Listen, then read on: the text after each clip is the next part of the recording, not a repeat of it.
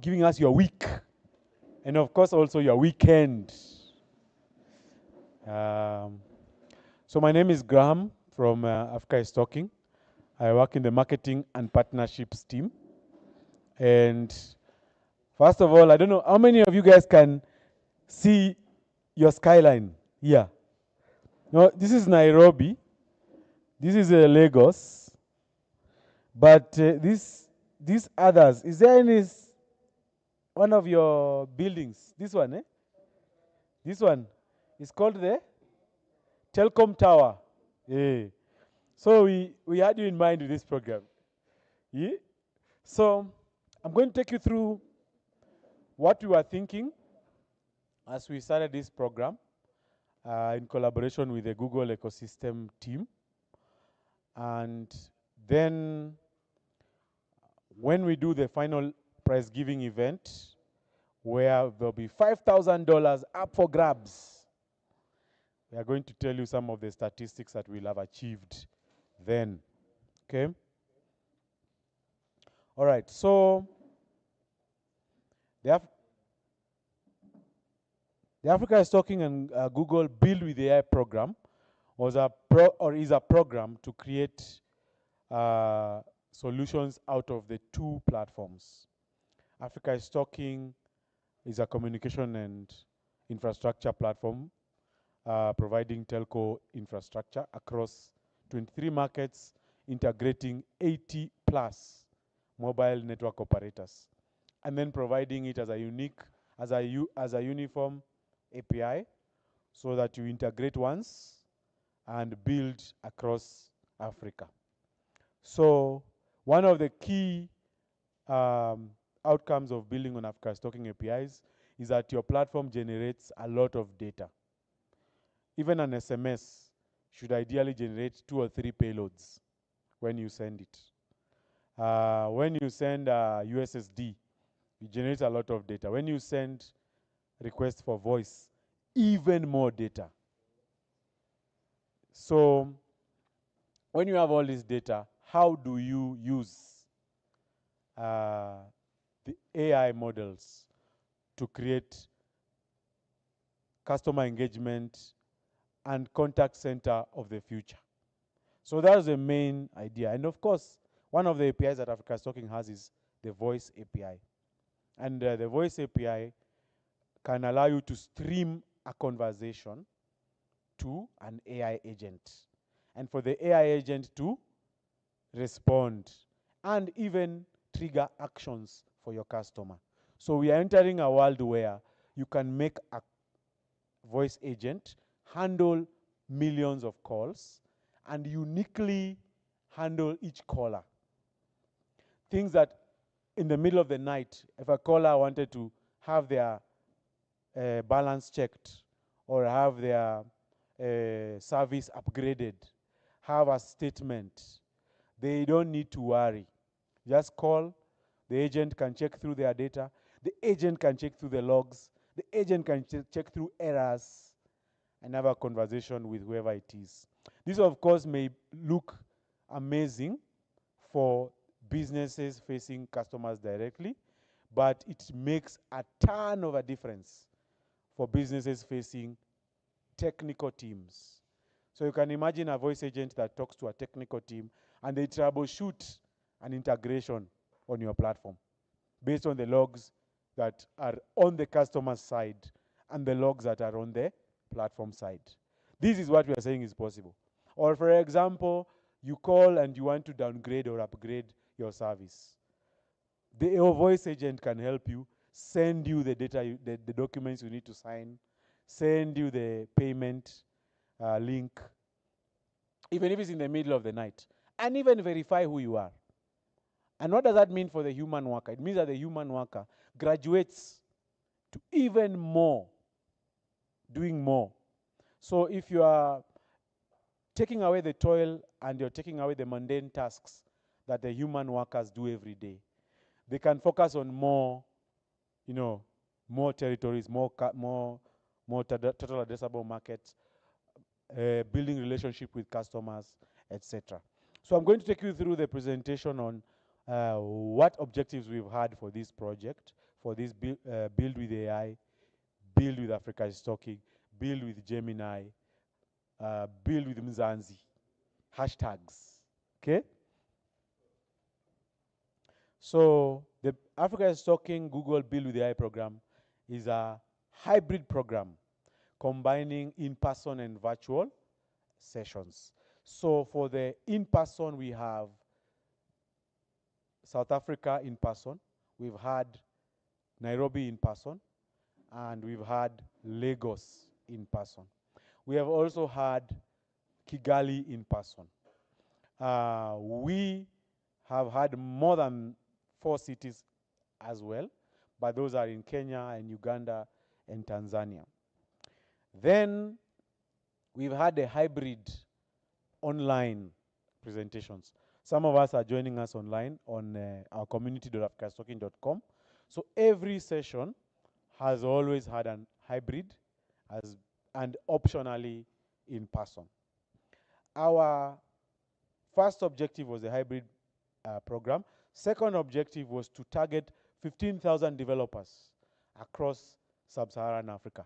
So that means 15,000 developers have heard about us, heard about this program, been interested in this program, interacted with this program, commented about this program, or started building solutions with this program. So our target for the last 3 months has been to reach 15,000 developers across Africa and to get 5,000 developers certified by Google. So this means you're able to finish your certificates. This is going to be a longer process, but so far we have seen some traction also on that. And we are tracking that also with the number of Google credits that we have offered. I think by now we have offered over 1,000 Google credits, or our Google credits to 1,000 developers. But there will be, MK will speak a bit about that. But our journey is to get to 5,000 developers certified or completing their badges. This is important, and we are not going to rush it, so we might still keep doing it until the end of the year. And the Build with AI will also be available for all the hackathons that we are doing in the 23 markets. So this shouldn't be an issue. I think the main idea is to make sure that developers are meeting and engaging and seeing how they can be certified. Then we are focusing on Gemini APIs and Africa's Talking APIs. For Gemini APIs, I think you have seen a lot of the capabilities that Gemini brings to your workloads. And you have seen that through the presentations that we have had with Ben.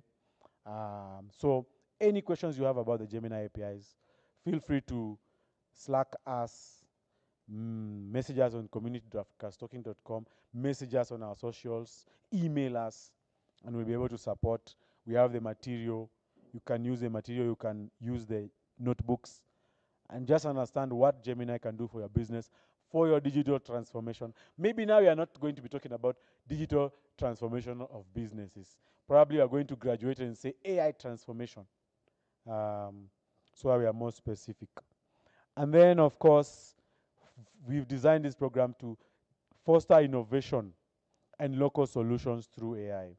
The reason why we are having in-person events per city is because as an engineer, as a developer in Mzansi, you will build for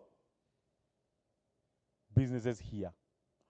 So you understand the context, you understand the brands you use every day, you understand the level at which brands are, and you can build for their problems. You know, if someone says, well, we were having this issue, it's only you guys that understand that issue because you are based here. If a business wants to run into a meeting with you for 15 minutes, you can always meet in person. So those also bring the social proof, the trust that you can deliver the solution for the businesses here. So the very, very important outcome of these in-persons is to ensure that we're meeting the developers locally and the developers are meeting the businesses locally to build for them, okay? So that's a program overview. Event structure, as I mentioned earlier, connecting developers across Africa. That also is already happening today. If you go to community.africastalking.com, the live stream there is being joined by everybody. You can join it from everywhere, and that will continue. Then, of course, the in-person gatherings have already taken place in Nairobi. For Kenya, we have done 3 cities, by the way. We have done Kenya, we have done Nairobi, Mombasa, and Kisumu, the major cities of Kenya. But also Lagos, we've done the major cities of Lagos. We've done of Nigeria, we've done Lagos, we've done Abuja, we've done Kano. So we've done more than just Lagos. Johannesburg, we are just getting started, but I see we'll probably be able to do Durban and Cape Town. So it's not that this program is ending even with the prize giving, because it's automatically entrenched into our monthly hackathons. And also voice surveys and the data we generate naturally will feed to your AI models, etc. So we expect to see in South Africa us having events in Durban, Cape Town, and you guys will decide. Josie, of course, must, and you can grow that as well. So we've had a lot of the countries in Africa join our virtual events, from Tanzania, from Ghana. We have seen Mozambique come up, DRC, Rwanda, etc.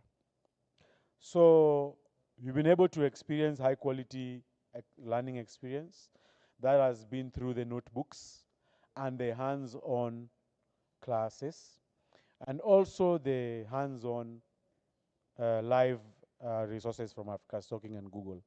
In case you have not received your Google credits, please email us, Slack us, tell us, we'll be able to give you the Google credits.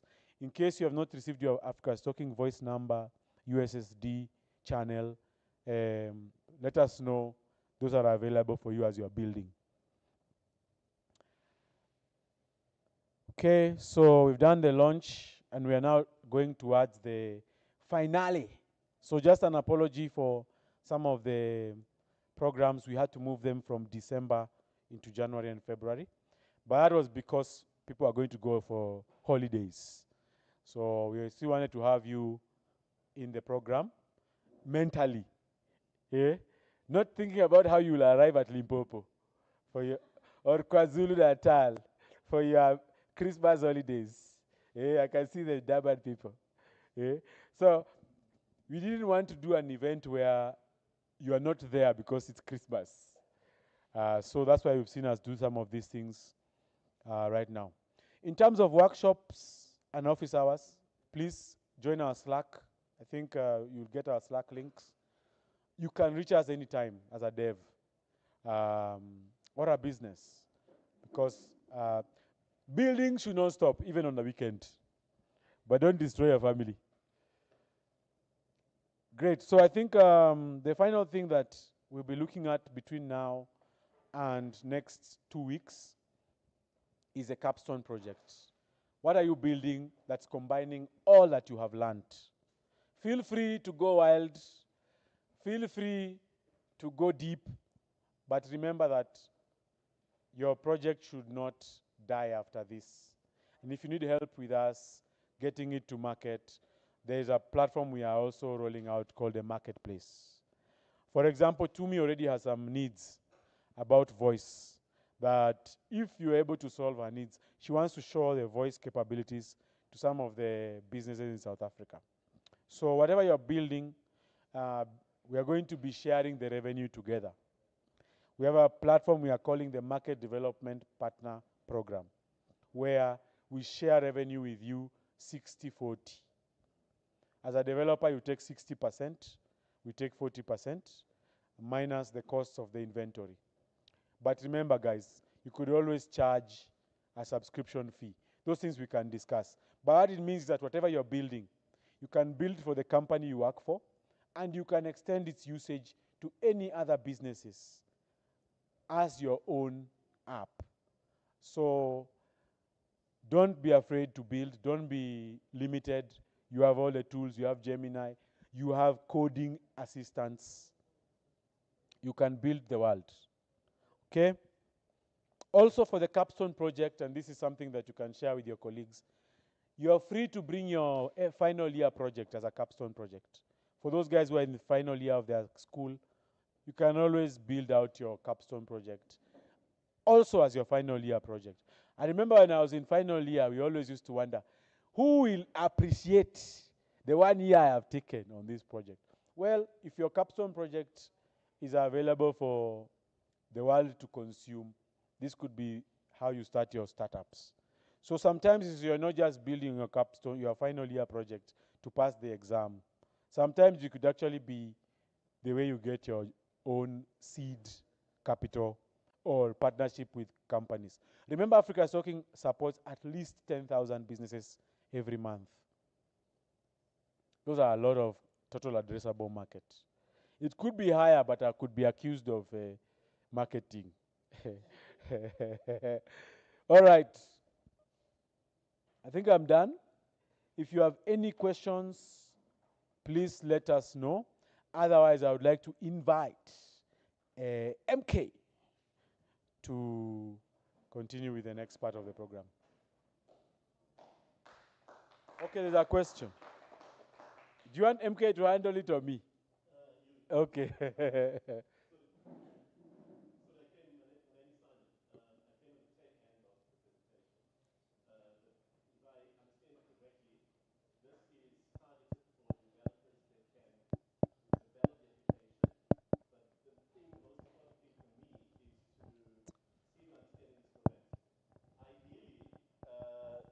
Thank you.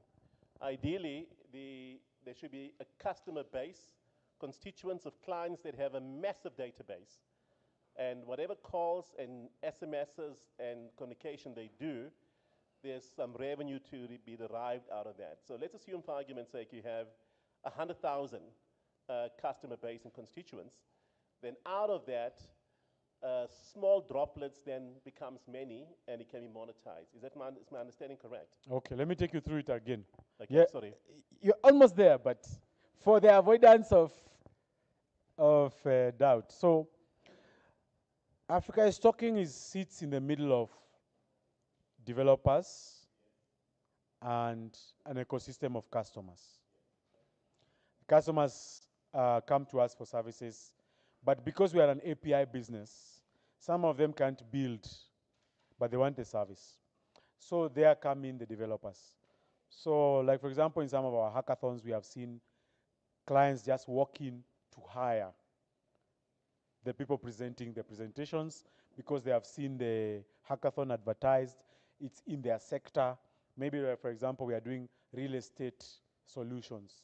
So you find some real estate companies come to see what solutions are being built. But most importantly, can they hire those developers? Or can they use the solutions that are being built? So we are creating an ecosystem where you as developers build solutions that customers can buy through subscription, so you keep the IP, or hire you to build something on their side. And that ecosystem means that what Africa is Talking needs to work on regularly is to bring those together. Like this is an example. So we bring together what are people building and what are people looking for. So that is our go-to-market / that is why we exist. We exist to bring together the developers and the businesses they serve in a structured way so that the developers can provide solutions directly to the customers or can be hired. Now, to go deeper is to say, sometimes your solution is not from the far-fetched. It could just be what you're working on as your final year project. It could be what you built and kept but didn't know how to use it. It could be something that you saw is interesting as a gap and you work on it. So our question becomes, how do we make it finished and ready for the market? So we have a platform called Marketplace that we are also going to support the guys through. But even if you're not on the marketplace, this interaction can allow us to bridge that gap. Yeah, so the solutions that developers are building are needed. And a customer may actually have a data store or may have a workflow that is broken. And then you can, as a developer, provide a solution or build something for them. Yeah. All right. Thank you very much, Simon. Any other questions can be handled by Mr. MK. Wonderful. Thank you so much. Give it up for Graham once more. Yeah. So I don't want to really take much of your time. I hope all the teams are here, and it's wonderful to see so many teams really take some time and build. Just to confirm, we have 5 teams in total, right? So there's Team Alpha, Mzansi Spice, Tight Tracks, Abuti, Spinach, and Dive.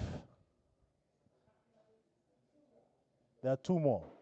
Please can we have the whole list at once so that we can begin present. And I hope they're in the room, because otherwise, the guys at the corner, please join us. I know you're trying to fix the last bug, optimize, but yeah, unfortunately, time is up. So there's Alpha. Yeah, there's Alpha, Mzansi Spice, Tight Tracks, Abuti Spinach, Dive. And I think the 2 more teams is Team Spa and Ripple Makers, right? Okay. So there are 7 teams, total of 7 teams. I hope they are in the house. Where's Team Spice? Mzansi Spice, there it is. Where is Team Alpha? Team Alpha? Team Alpha. They're not in the house, right? Team Alpha is not around. Can I confirm that? Where? Where are they? Yeah, everyone needs to be in the room, guys. You know, if you skip, that's it. That's it. There will be no, like, I'm presenting last. No. That's not going to work here. Then there is Team Tight Tracks. Tight Tracks. Also, they're hiding somewhere fixing bugs, right? Then we have a Booty Spinach. You're the team, okay. We have Dive, D-Y-P-H-E, Team Dive. They're not here, so they're hiding somewhere. All right. Then we have, of course, Team Spa. All right, and Team Ripple Makers.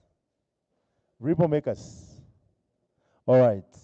Let me just repeat this for the record. If you're not around, you're called out, it's done. If you're not around, you're called out, we skip you, there will be no chance to present. You can only vote for those who are here.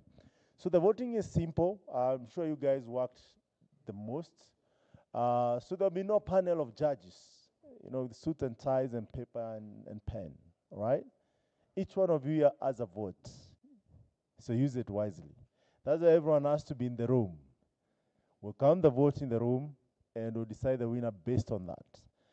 Also, rule of thumb is that please do not present slides.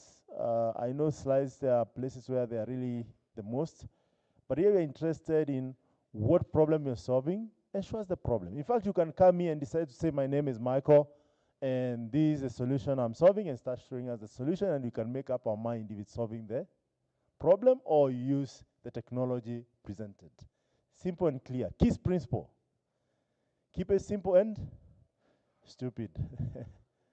Yeah, 3 minutes is more than enough to do anything you need to do. So we'll give you 7 minutes. Make sure you leave time for questions and answers. But I'm giving you the hack. You show us the solution, leave the time to be asked the question, and make sure we understand what you're presenting. And based on that, each one of us in the room will vote. So I'll request kindly for the guys seated, even Graham, please. Graham and team, please come on this side. You can have your, we want to see all the votes here. Everyone who is seated far away, please join us. So as we wait for the guys who are hiding, fixing bugs, those are the rule of thumb. Or that is the rule of thumb. Also encourage everyone to vote, all right? So please pay attention when the team is presenting so that you understand what they're presenting and ask the question if necessary. Please do not consume more than their 7 minutes so that we have enough time. And ensure the question you're asking is helping them delve more into the solution they have solved so that we vote wisely, all right? Yes. I believe now all the teams are in the room. If we call you out, you're not here, it's done. All right? No, I should come later and say, you know what, I was on my way. No, I saw a lot of people more than I can see in this room. So I know they're hiding somewhere. And I know that trick. I used to use it a lot. So, so that trick will not work in 2026. All right? So without further ado, any question? Any objection? Yes. Yes.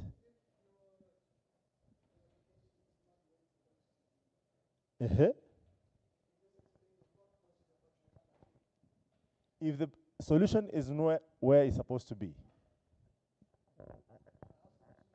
Yeah.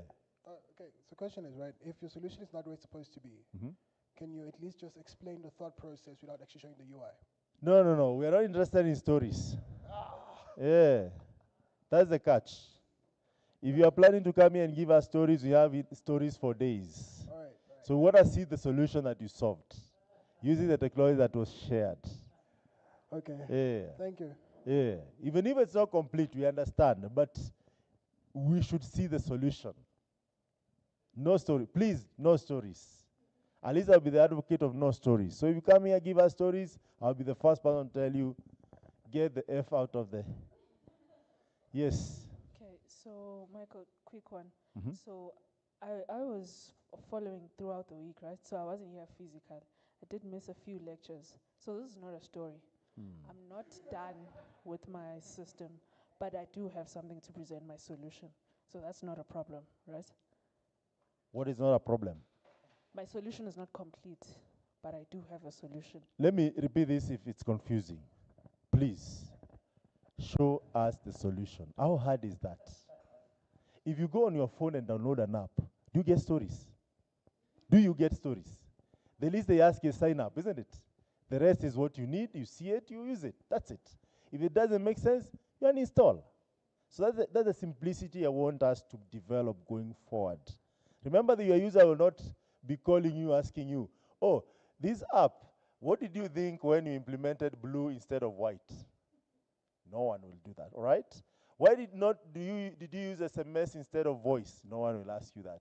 What did you think when you did not use Gemini SDK, you used API? No one will ask you that. They just want to see, does it solve the problem? And from the problem, we can actually tell you use voice, you use SMS, you use a USSD, you used Gemini API. We can see even from the result that we are getting, it was well thought out in the industry you're solving for, right? Does that make sense? Yes. So, without further ado, I will invite, where is Tumi? I wanted Tumi to, please, invite the teams randomly. Don't even go through the list. Just say, so and so, if they are not here, it's done. And they cannot blame us, can they? No, kindness does not mean excuses. They should at least be here. Okay, so we're supposed to have 7 teams. We're supposed to have 6 in the room. Oh, hi everyone. Sorry for not greeting. Such bad habits. Sorry for not saying hi. Hope everybody's doing good today. My name is Dumi, and I'm with the Africa's Talking team. I'm the country manager for South Africa. So, like I always say, whatever help you need to, whether you want to launch an SA or outside of SA, or you want to bring a startup in SA, reach out to me. We're going to make it happen. And reach out to me, market-related issues, reach out to me, whatever you want to find out about different markets. It's always nice to have these conversations because I get to know what you are working on, and you get to know what information I have about certain markets. So it's a tit for tat, yeah? All right, now on to the presentations. We've got 7 teams. I'm gonna mention them again. We've got team 1 was Alpha. We've been screaming out for alpha, but we're not getting a response. So maybe it's a typo. I'm not sure. Maybe we did not spell your name correctly. So if you are in the room and your name is not on this list, please do let us know. So I've got Team Alpha, Mzansi Spies, Taytrax, Abuti Spinach, Dive, Spa, and Ripple Makers. I know that Dive is online, so we're just gonna have him at the end, yeah? Yes, okay. So let us start. I'm gonna call out Alpha. Alpha, going once, twice. All right, moving on. Are you Team Alpha? Oh, he's not Team Alpha. We were so excited that you made it. Okay, so we're gonna move on. Oh, there's somebody else walking in. Team Alpha? Oh, okay. They're not Team Alpha. Is there somebody else walking in? Maybe it's them. Okay, okay. We're moving on. We've given Alpha. And guys, I just want to acknowledge the 2 minors we have in the room. These are people that are also somehow crazy about IoT. They're going to come. Okay, they can't come say hi because we have to protect their faces, right? But let's just acknowledge them. Okay, so we've got also Mzansi Spies. Are they here? There they are. Okay, great. The spies are so nervous, guys. This is such a friendly space. Don't be nervous.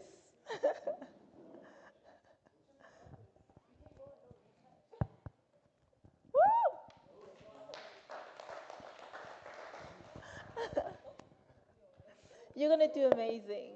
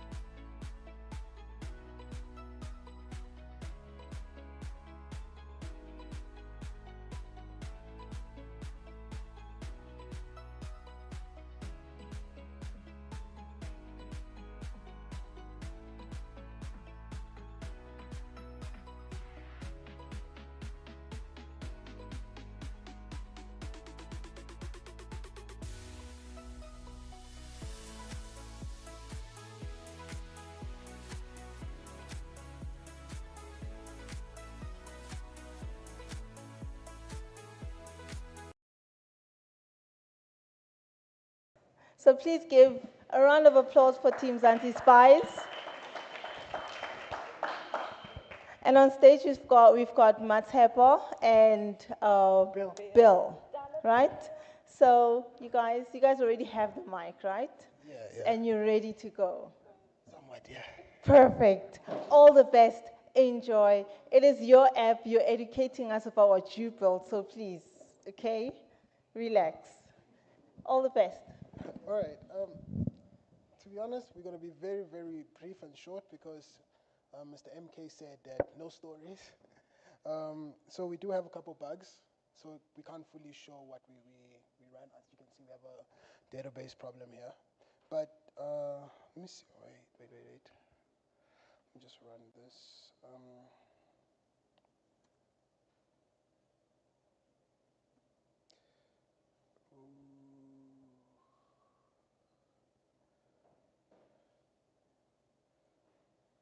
Okay, so I'm running through a lot of bugs. We tried to make a small application that would incorporate multiple APIs, including SMS and voice.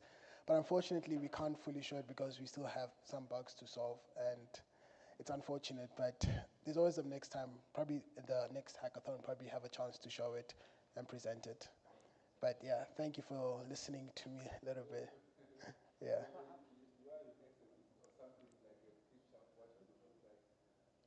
No, we just coded it straight away. We didn't have much time to like design everything.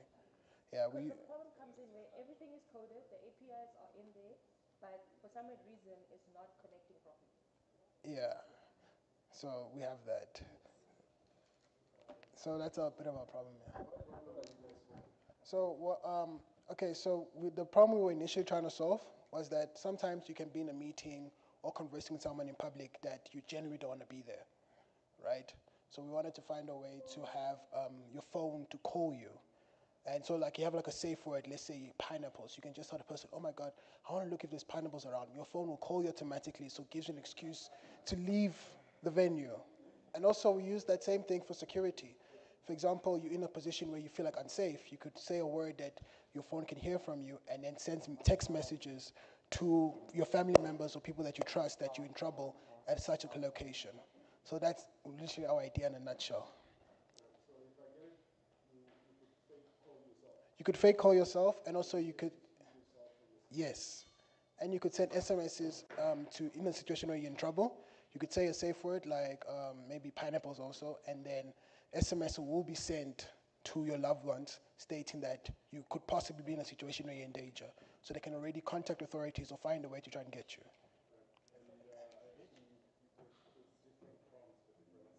Yes. Yes. Yeah, and also you can have numbers already inside the, like your database, you have your numbers that's going to be sent automatically. Maybe dad will be sent, maybe I need pocket money. You don't really want to text him, you just say something and, send money. Dad will send you pocket money. You see, something like that. That was our idea in a nutshell. That's, yeah, for the Africa Stocking API. Yes.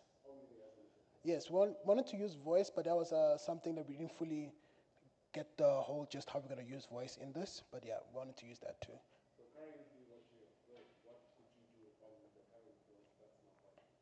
So the current bill right now, you could kind of like schedule a call for yourself and send an SMS.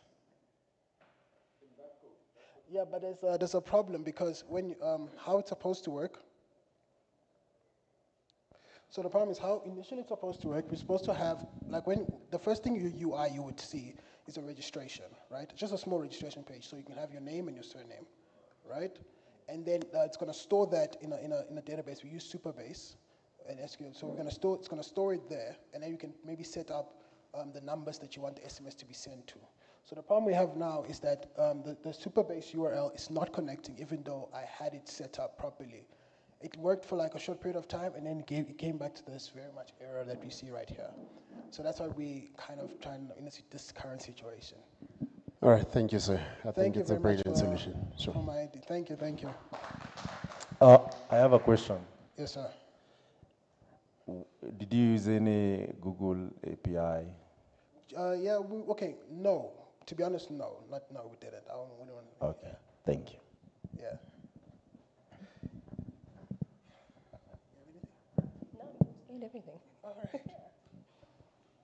actually gonna explain it like in more detail, but I think he got it.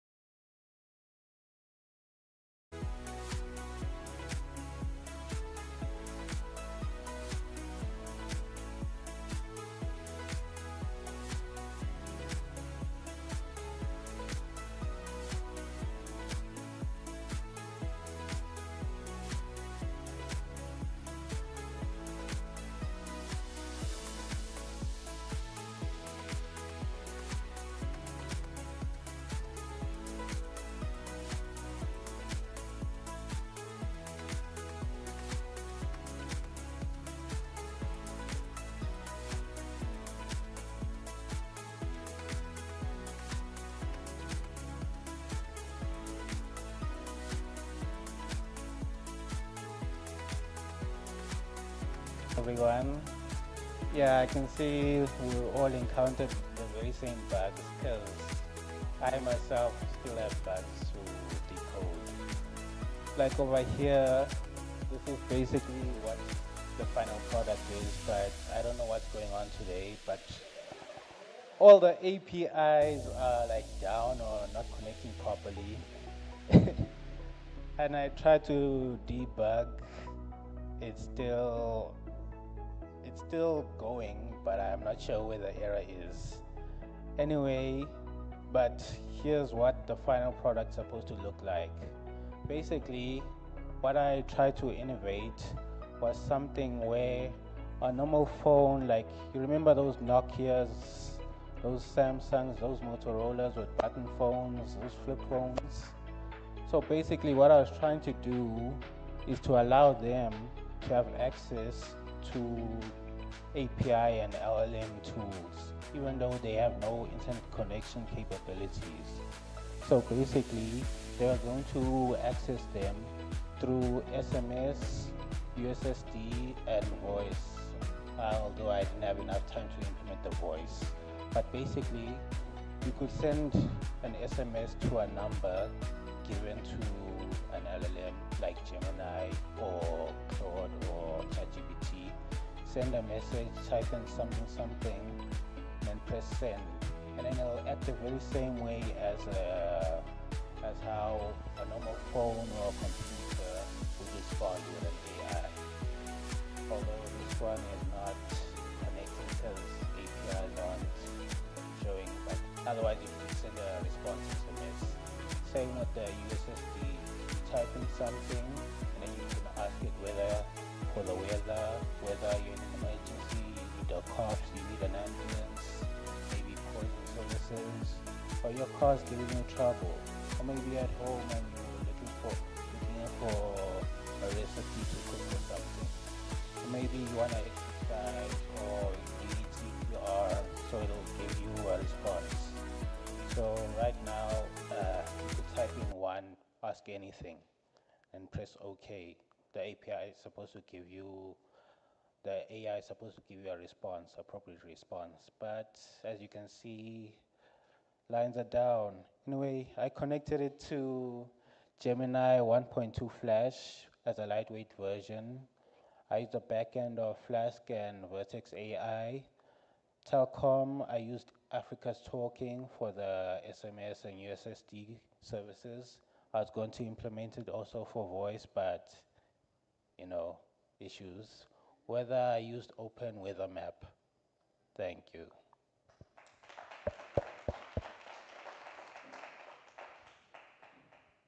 Questions? Any question? All right. What are the challenges you encountered while implementing voice? Well, voice, it's not really an issue. Thing is, like, time, because I'm sure if I had like an extra day or two, I could have implemented it. Oh, thank The you. only issue I encountered is like the APIs. I'm not sure what's going on, like, because I even restarted like all my APIs. I deleted everything which I had, then I went and got new APIs, but it's still not connecting. So that's the only issue I had when building this. Okay. Hi, how are you? Good. Good, good. So my question is, when you built this solution, which area or environment did you build using? Because of it's supposed to have a solution or a problem that you're solving, right? So what problem are you solving with this? Thank you. Okay. When I first started thinking this, I was thinking like, how can I mix telecoms technology with AI? Then it kind of dawned to me that basically, in some form or matter, almost everyone, especially in Africa, has a phone. Whether it's a smartphone or no phone, or a commercial phone, whether they have internet or no. But everyone has a phone. Everyone connects to telecom towers, cell phone towers, and etc. etc. They have access to calls. They have access to SMSs. They have access to USSDs. So basically, this would be some way to like even the playing field to make sure everyone who has a phone, whether it has internet capabilities or not, also has the very same access to AI as someone else who has maybe the latest smartphones with all the bells and whistles built in. So basically, if I took out maybe like a Nokia 320 or an 1100, I just dial up a certain phone number or a USSD code, and I'll be able to communicate with AI via that way.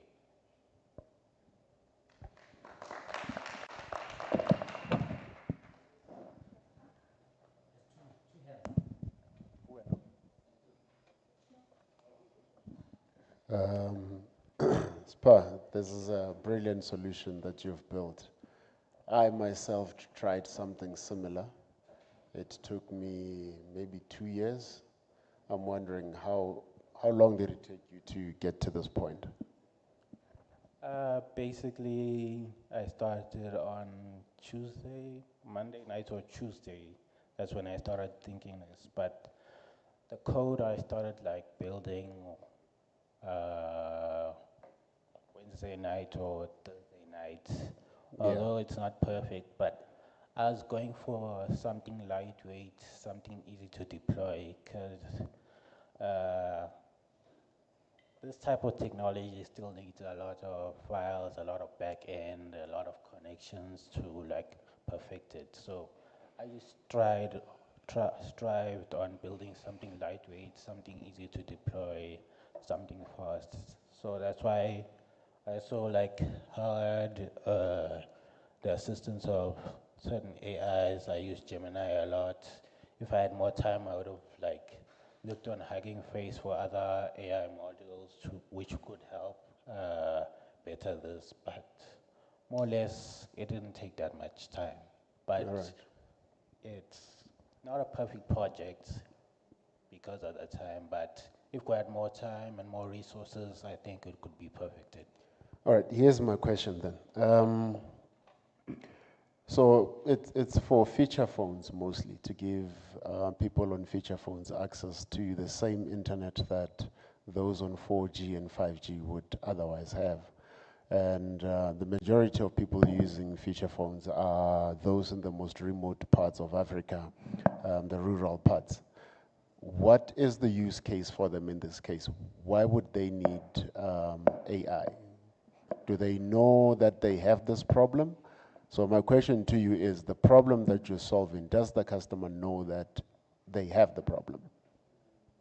The thing is, although we kind of assume that rural people like are living in ancient times, if you go to Emakayas, go to the rural places, interact with the people there, they are more informed and more up to date than what people think.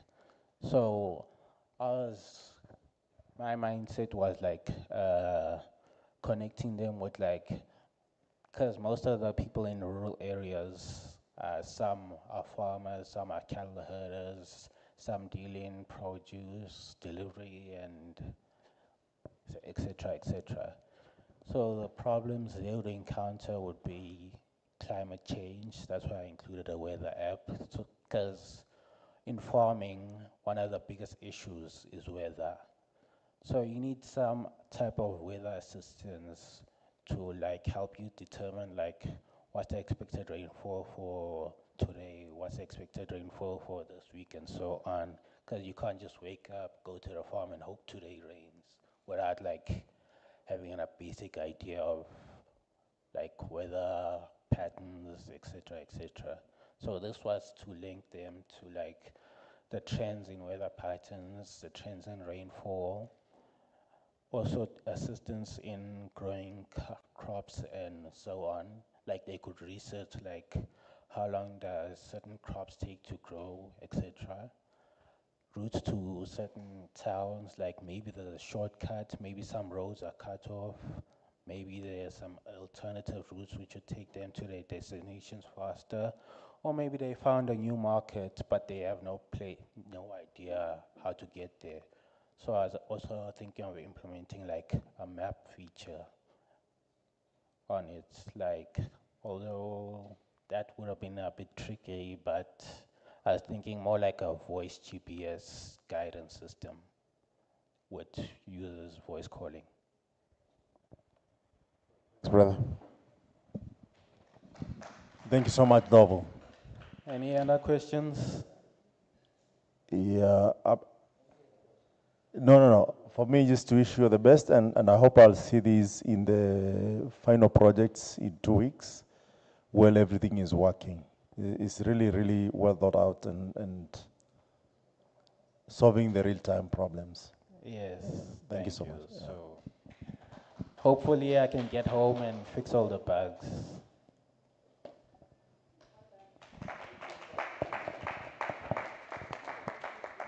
Next team.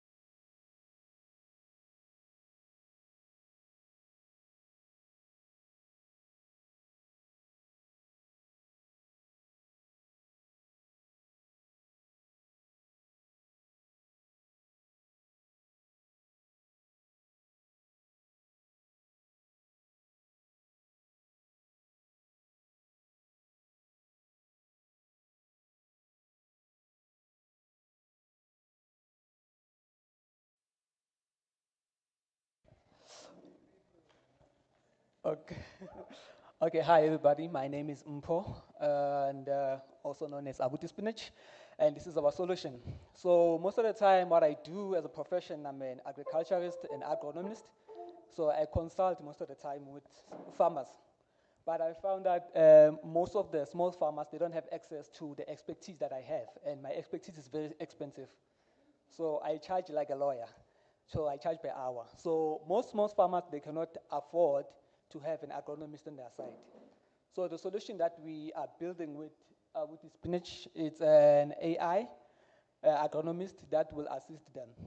So it's a simple AI that helps farmers to diagnose their plant using image and also weather to alert them if there's any dangerous weather that is coming. And also you can chat with the AI about your document like soil testing, which is very important in agriculture. Also, other features that we wanted to add was to tracking for livestock. As you can see in South Africa, we're having a the pandemic for biosecurity. So that's one of the features that we'll be adding. And also, with small-scale farmers, most of them, they are based in areas that don't have a good network. So we created a USSD that they can access with their phone for information if they need consultation, and also with help with chatting with our LLM that we're using Gemini Flash. We're hoping to use a more robust model. That's about it. Thank you.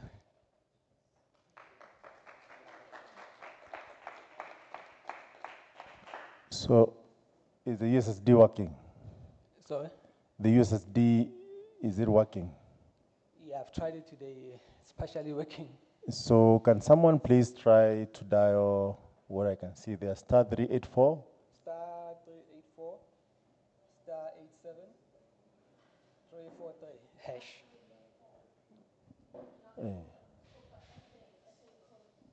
It won't. Okay.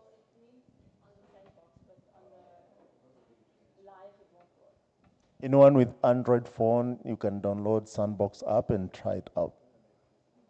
If you have an Android phone, you can get Sandbox app on Google. You have it? Can you dial and tell us? You're downloading, okay. Is your AI working? You mentioned you use Gemini, Flash. Do you want to demonstrate that? Yeah, my laptop is a bit weak, so it may switch off. So you just, if you want to diagnose a picture, you just press.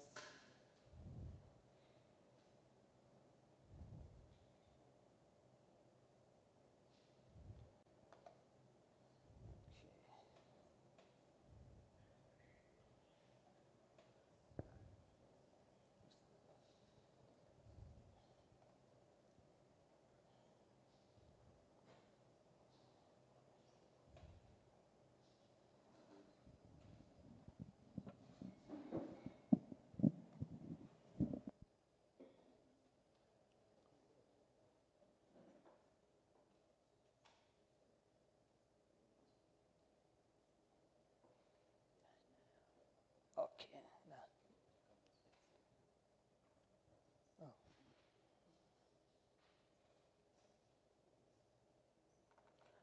Okay, I don't think we're gonna win with this one because the laptop is very slow.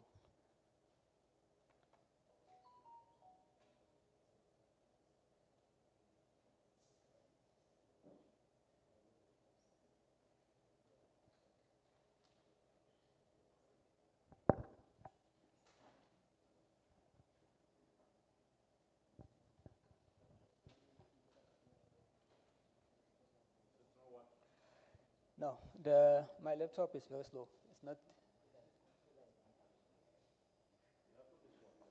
Sorry?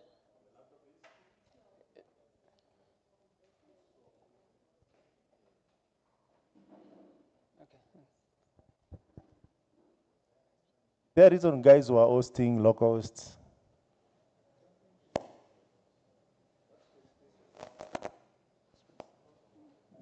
But the laptop has to be fast. Is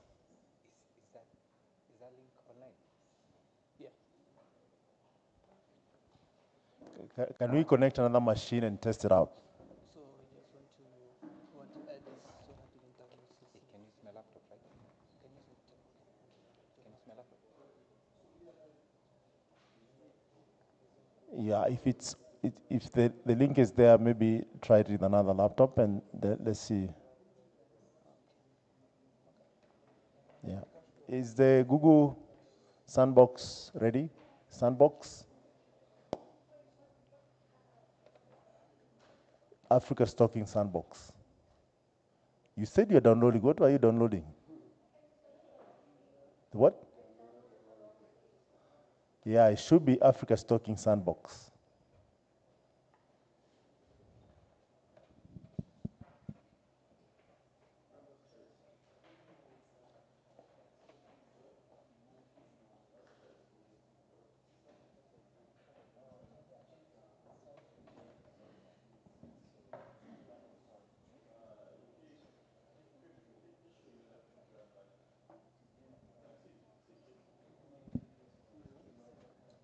384 star 87 343 hash. 4 3 hash. The first one is 8, right? Mpo. The first one is 8. It's 384 87. Okay. Thank you.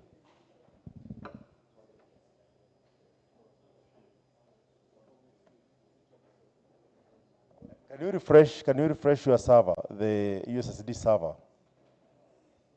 Maybe after restart, it went down.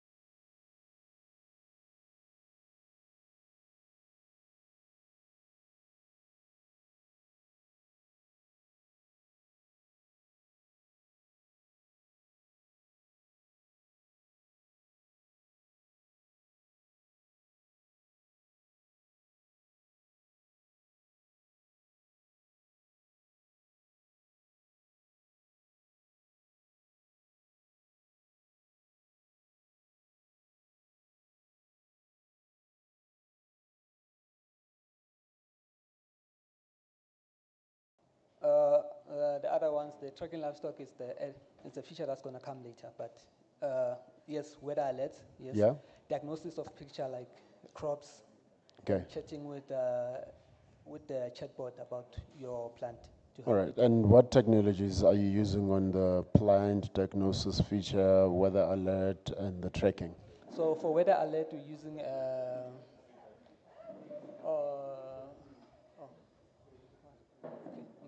but for the AI, we're using Gemini, Okay. AI Flash model. Are you using Gemini for the weather alert? No, for the chatbot. Okay. And analyzing the picture. Okay. So open weather, yes. Okay. Yes. For the API is from open weather.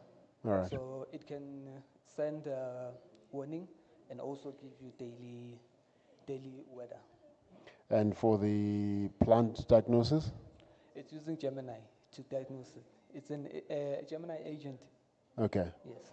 Now, how accurate is this? If the plant is showing some signs of withering, how do you know if the problem is with the plant or the soil? How does that diagnosis work? So we've taken caution with that one because it's also going to be a person and also the AI itself. So if you need a second opinion, you can call an agronomist. Now, let's say I don't know. I just see that my plants are showing signs of wither, and I take a picture, and this thing gives me a diagnosis based off of what it sees. But the problem is not actually with the plant, it's with the soil. Yeah, How do I, if I don't know what I don't know, how do I take this information to be sound, solid information? You get a second diagnosis from a person. That's what I can say. So is that also built into the platform? No, not yet. So how do I know I need a second opinion? AI is not accurate. How do you know that ChatGPT, the answer you're getting is accurate? No, I mean, you're saying this is for farmers who are this is trying to avoid costs. So when I see this and this thing tells me it'll diagnose my plants, I'm like, oh, okay, so I don't need to go further. The information is here. No, everything, there's nothing 100% in the world. Oh, so are you saying when you put the solution out, you're going to say, I'm selling this software, but it's not 100% accurate? Yeah, we're selling a software, but it's not 100% accurate. Okay. Thank you, sir.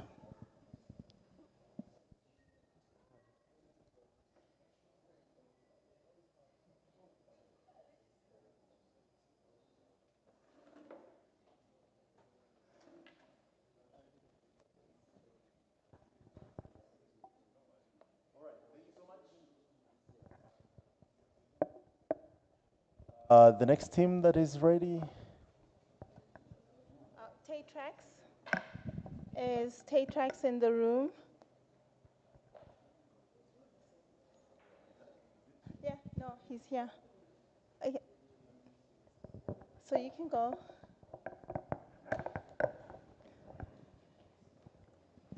Thank you, Abuti Spinach. That was really great.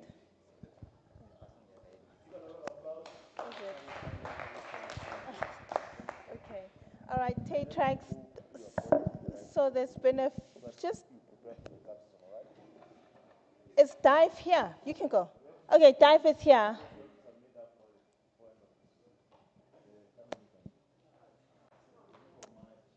Dive is here. He can go next, and then Tatrax will go afterwards.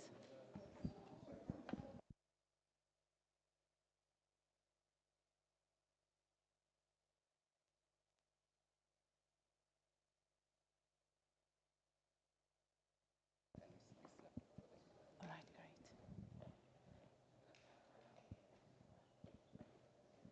All the best.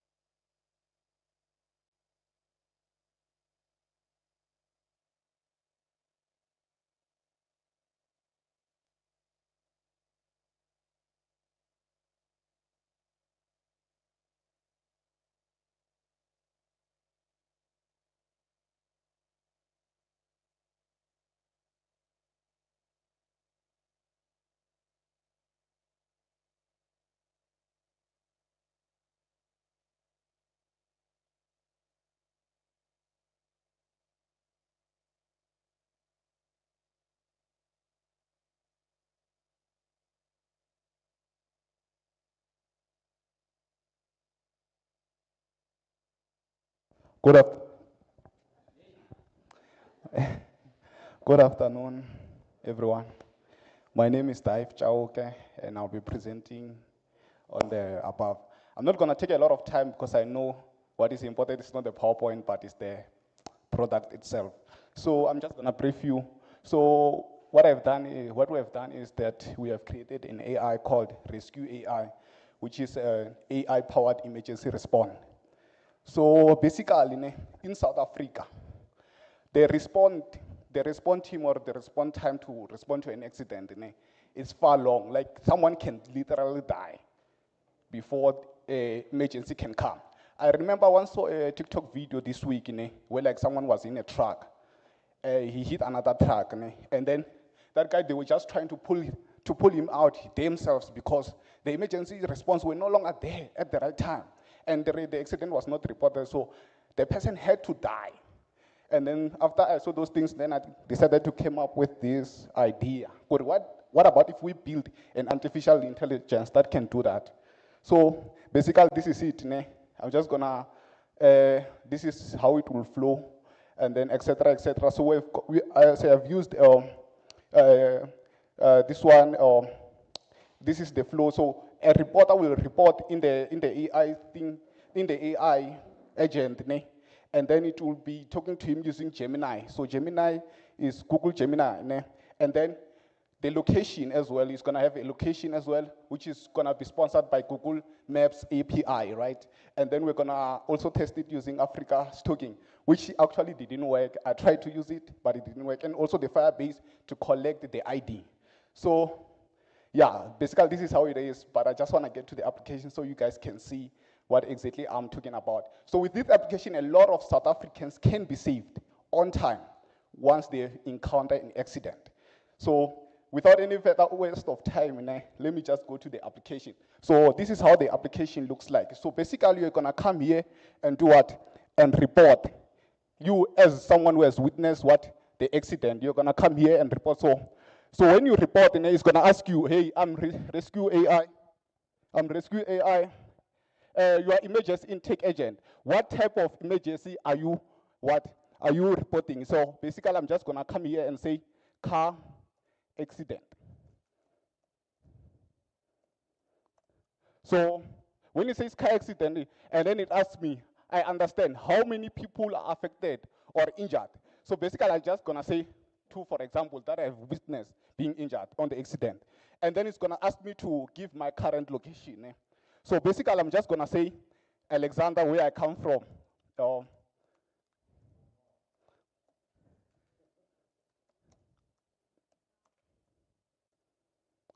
Gauteng, oh, Jesus. So when I say Alexander, so it's asking me, is the accident massive or this kind of things? So basically, I'm just gonna say, minor. So when I say minor, and it says give your full name. So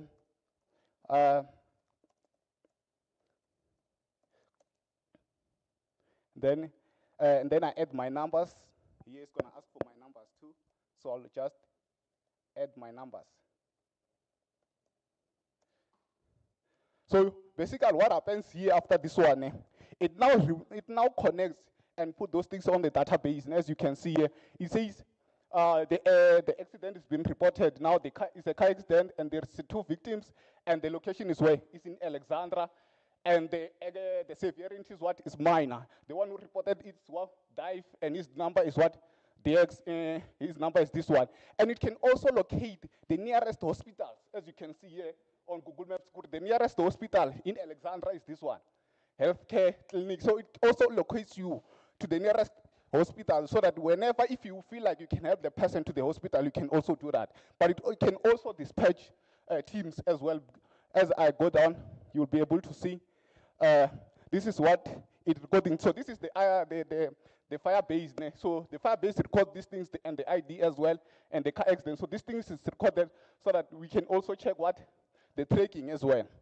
And then, so this was supposed to be on the Africa stocking, so that whenever like I report an accident, I get I get an SMS or I get a call to say your accident has been reported and a dispatcher has been sent.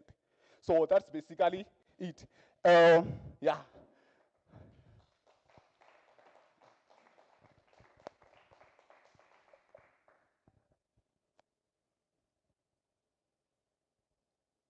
Oh, questions and yeah, questions.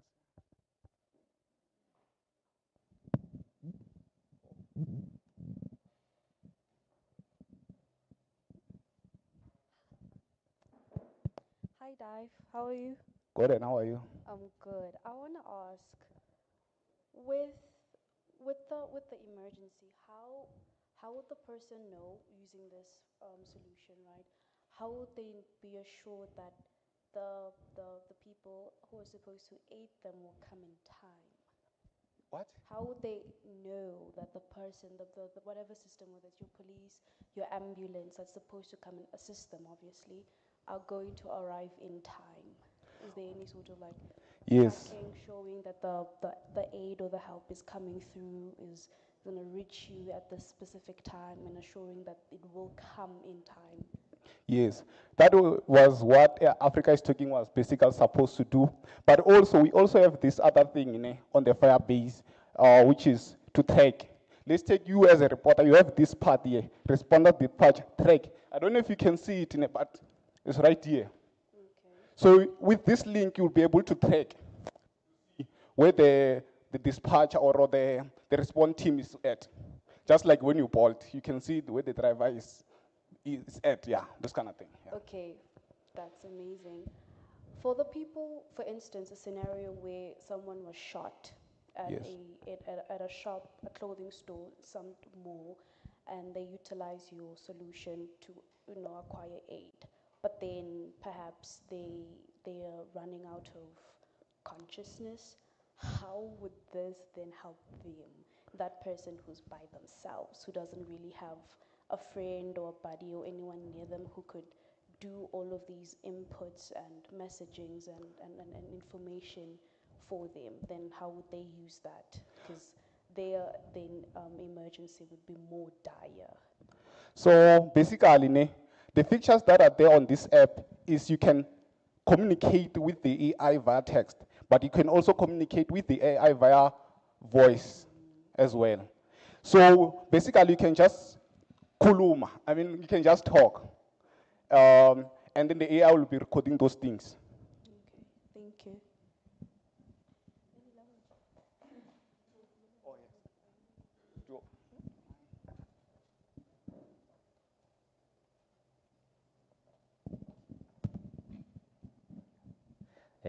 Thank you so much. Beautiful presentation and lovely plenary. So my question is, since you've realized that something have occurred and then you decided to come up with a solution based on that, now my question is it a road problem? Is it a government problem? Is it an individual problem? Because of an accident is an accident, right?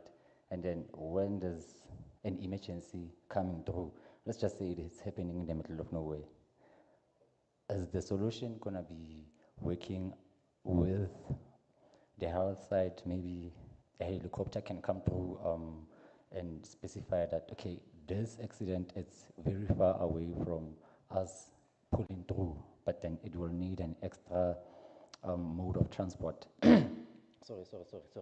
So I just want to find out if the app is gonna be interlinked with all the industry key players of South Africa so that it can have an actual hardcore solution that we can also implement. Thank you. Yes, the answer is yes. I also wanted to, so that one is part of the roadmap, why it matters, because it can connect also with the hospital API integration and auto book for, those things. But first, we have to also connect with the hospitals across South Africa. That is why they have a circular database like Home Affairs. So if I'm able, so these are future things that I was planning to do when if I were to do those things, this was what we're gonna do, connect it with the API from the hospital so that something can be sent to the hospital so that the team can be dispatched.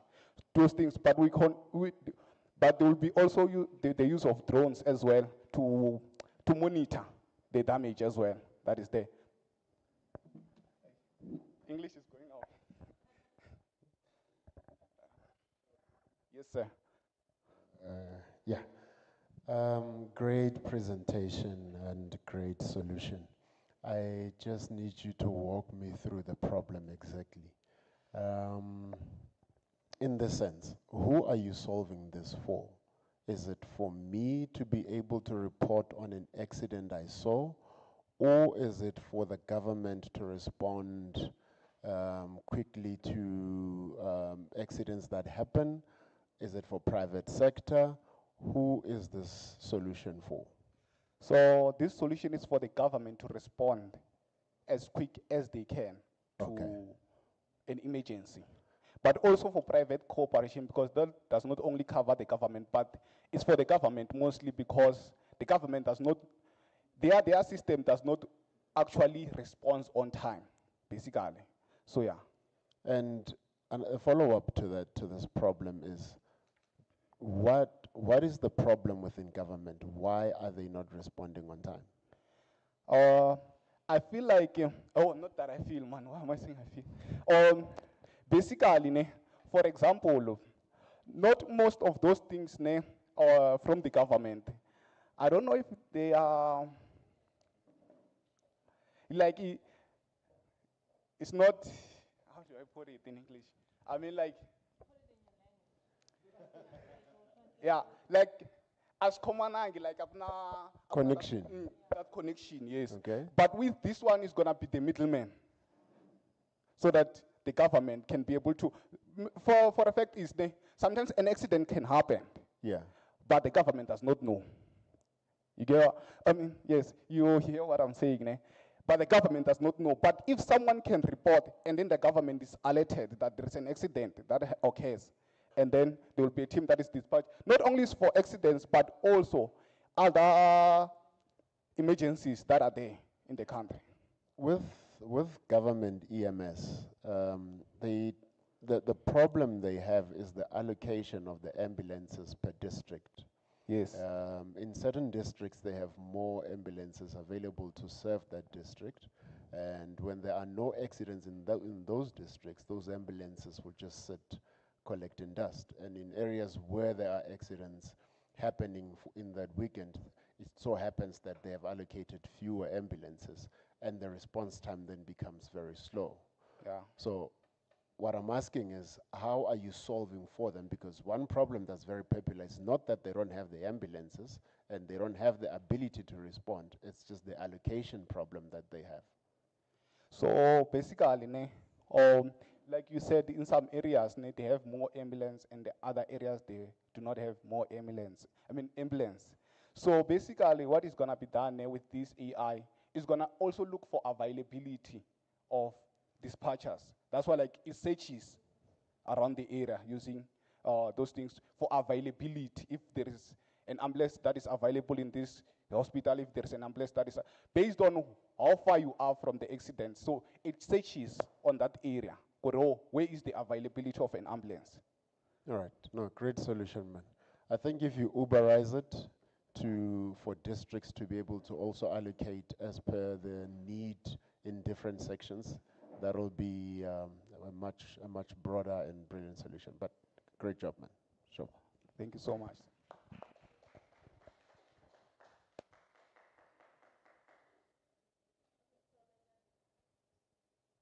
Online question, and so they're asking, is this the admin page?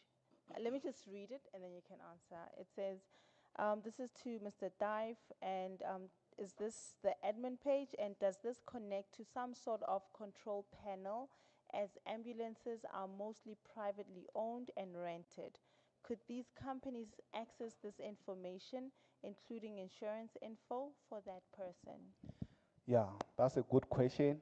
That's actually what I thought of doing, So for us to, right now, since this is a demo, I wanted to also connect with those kind of things, those kind of corporations, right?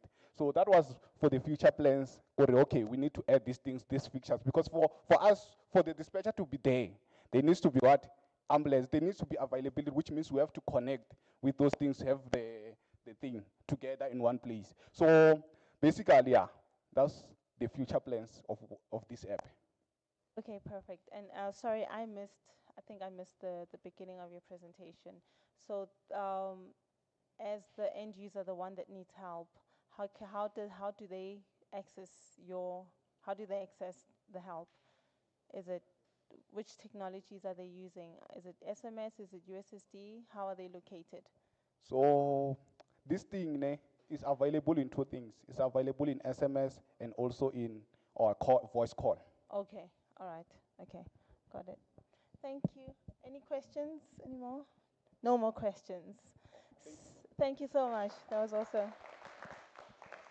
All right, so next up is Taytrax, and they are pitching online.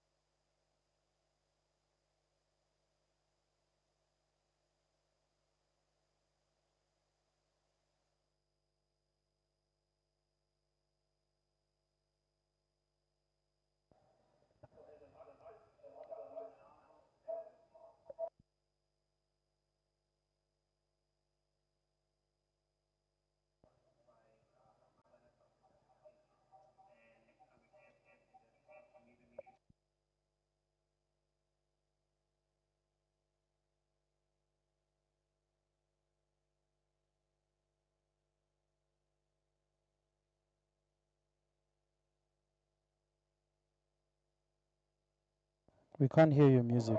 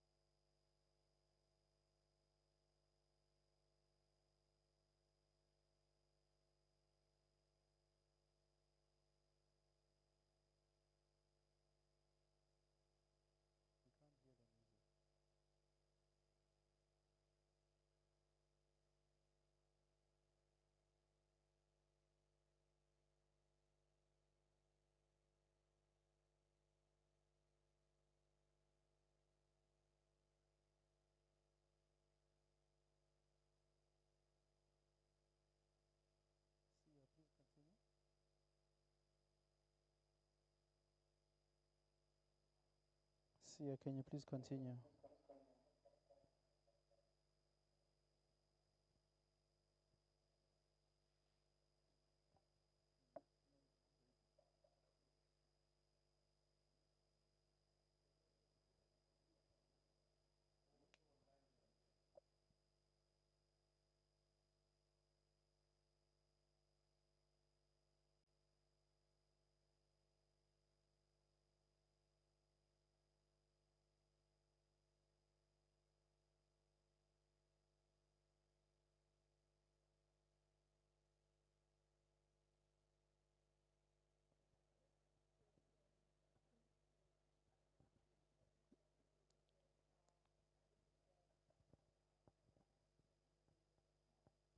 Then you can just, thank you. Then you can just explain what we're supposed to be hearing.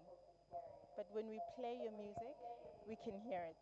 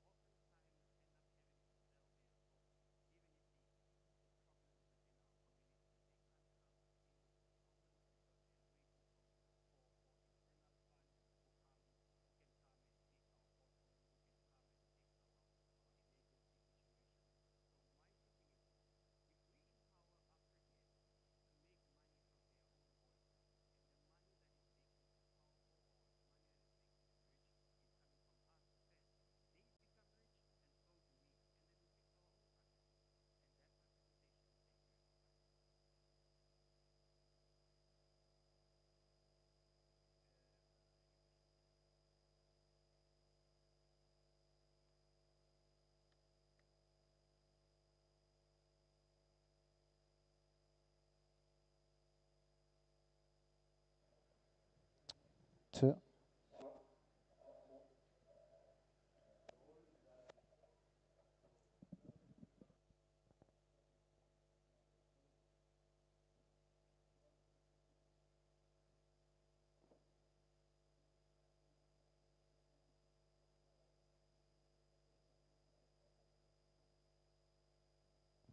One, two. You can ask the question. It will not give feedback.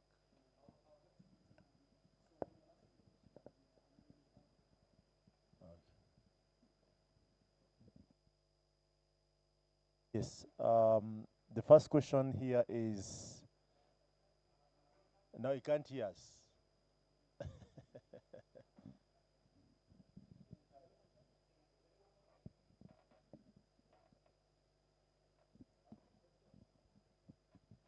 One, two, one, two. You can hear us? Can you hear us? The question is around what's the difference between Spotify and Tide Tracks? And OnlyFans. Yeah, and also OnlyFans. Oh my God. That's yeah.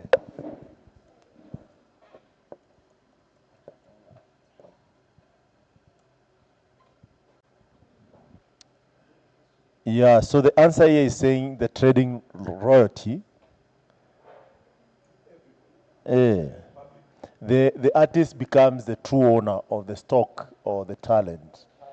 The artist becomes the true owner, the true owner of the song and the royalties. How do they?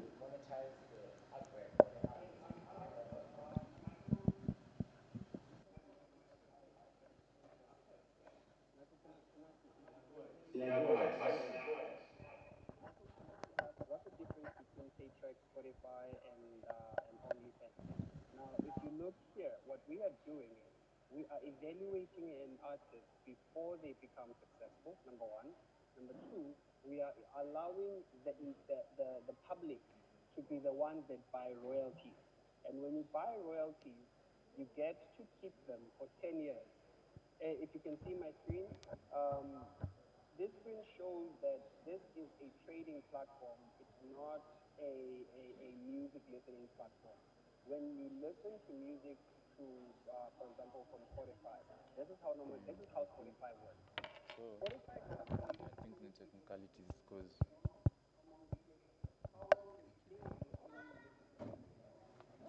remote so it makes up.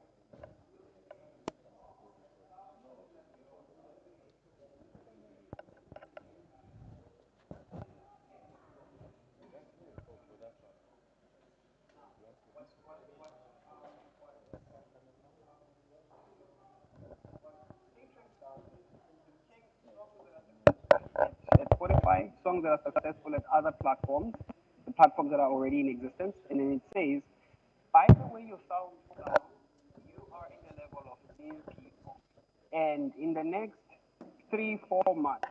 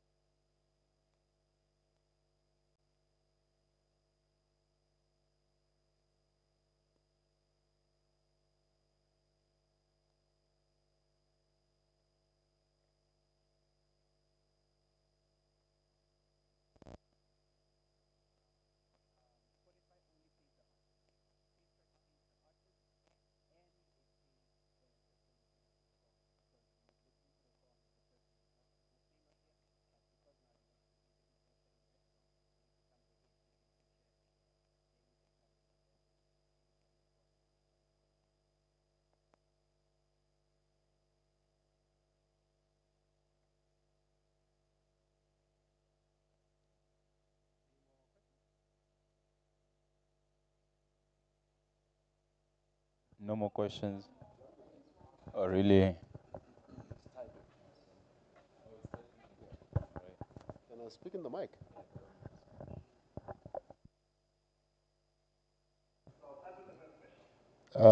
Can you hear me?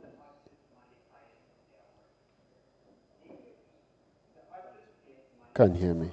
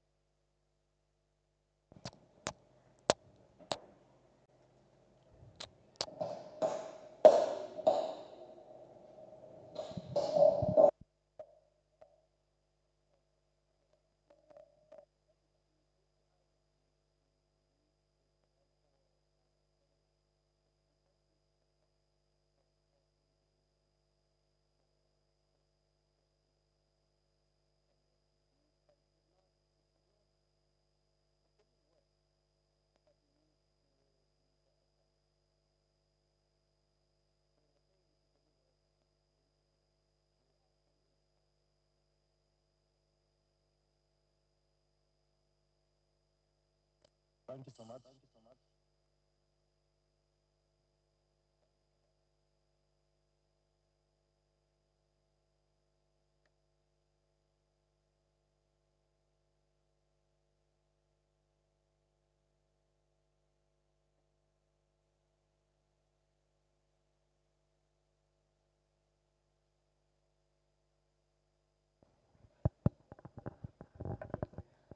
All right.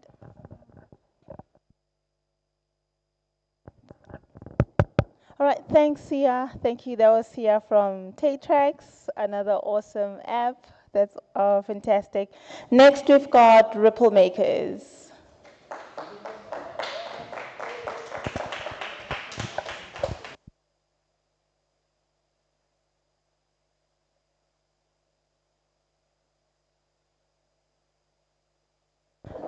So, Pam Sita, you can prep yourself. You'll be.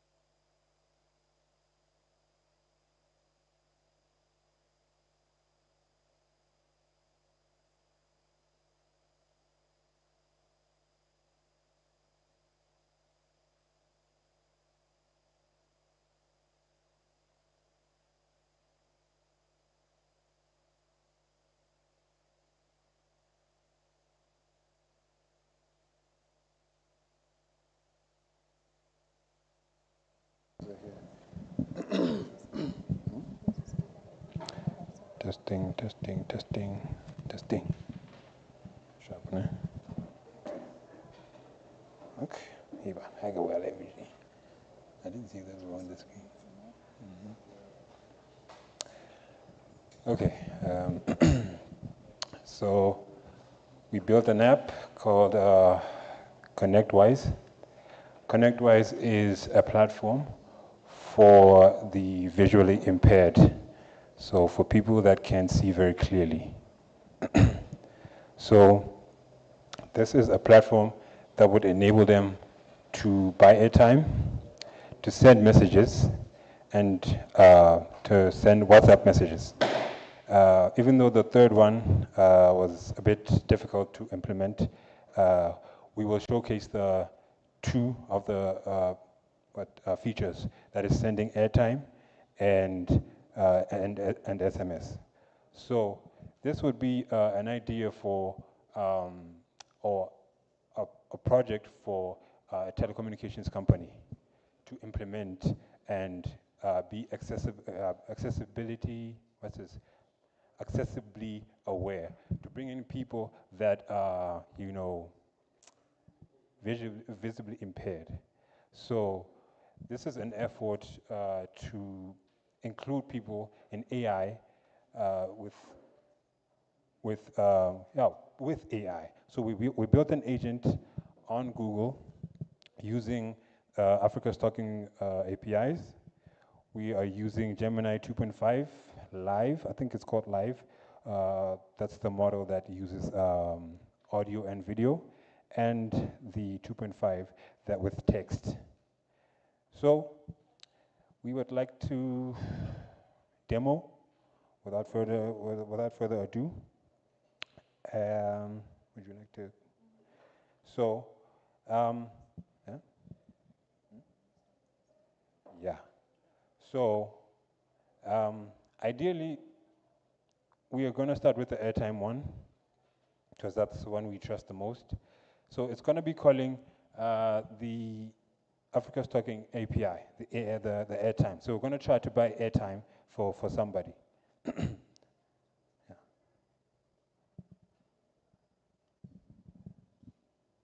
What is the amount for listening?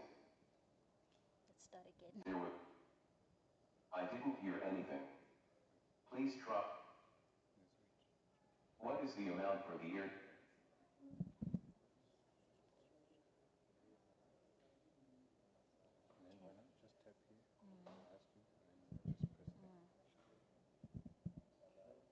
What is the amount for the airtime purchase? 20. 20. Listening. What is the recipient for the airtime purchase? John. John. Listening.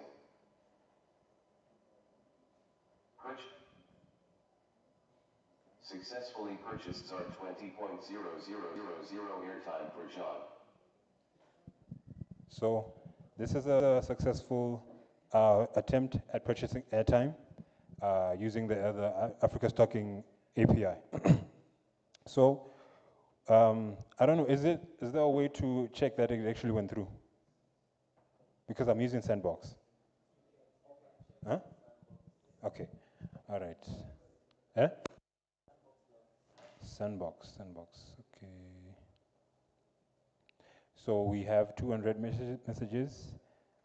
Is it this one? This is the chat, right? Okay. Yeah, okay.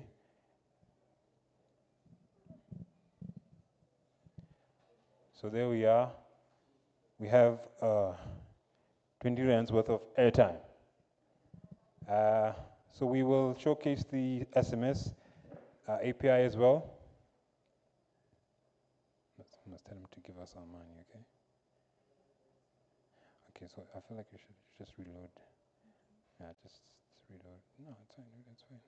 Just go through with it.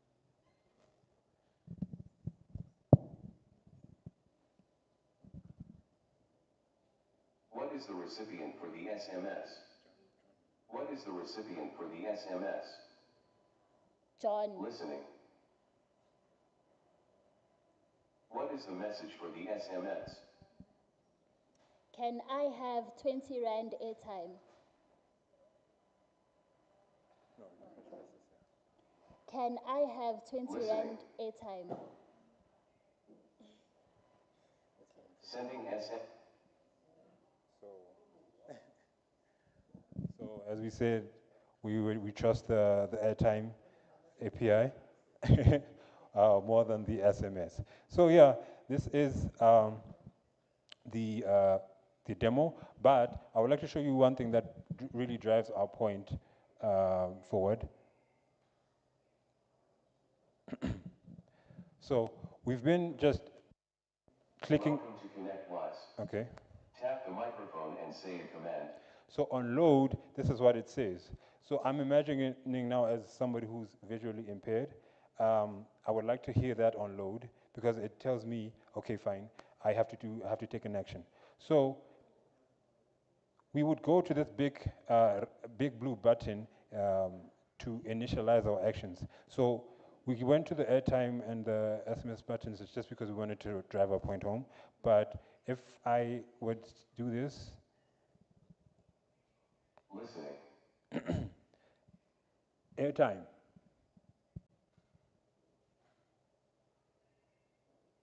Is it listening? Airtime. Is it listening?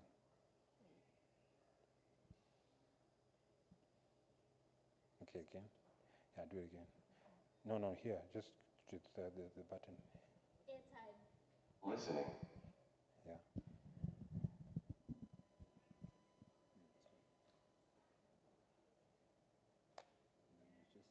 What is the amount for the airtime purchase? 20. Listening. What is the recipient for the airtime purchase? Angel. Listening.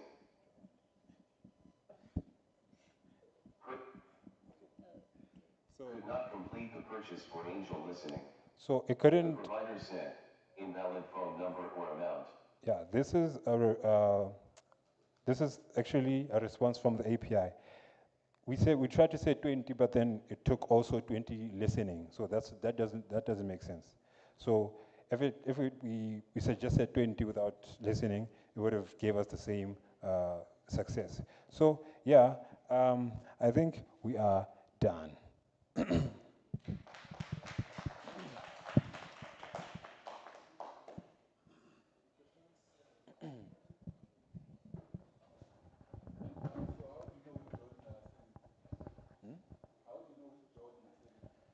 Oh, okay. There's one more thing actually. Here's a contact list here. We have a contact list.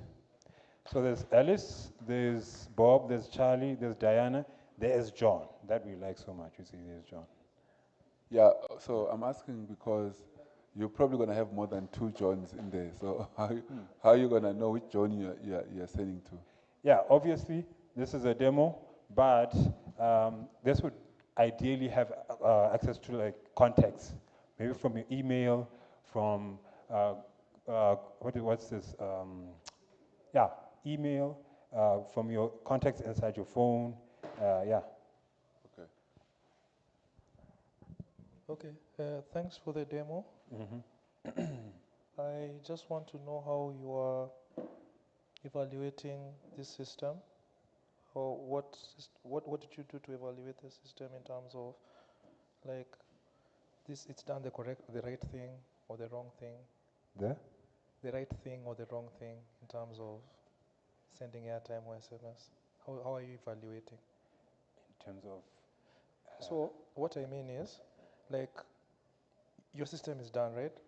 How are you evaluating in terms of, yes, you've given it tool calling functionality, but did you take a step to evaluate, like, maybe do dummy calls, and then it fails, and then, yeah, just to test it on some edge cases.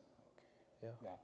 Yeah, definitely. Even with the what's this, taking its own text, you know, like it says listening, but it's telling us to listen, but then it unintentionally also takes in the listening. That's one of the things that we realize that it's doing. Yeah, so yeah. I don't know if I answered your question. I understood like edge cases, so that's kind of like an edge case where you, yeah. Okay, yeah. Good. Yeah, I have other questions, but other people need to present, so. Okay. I know there are too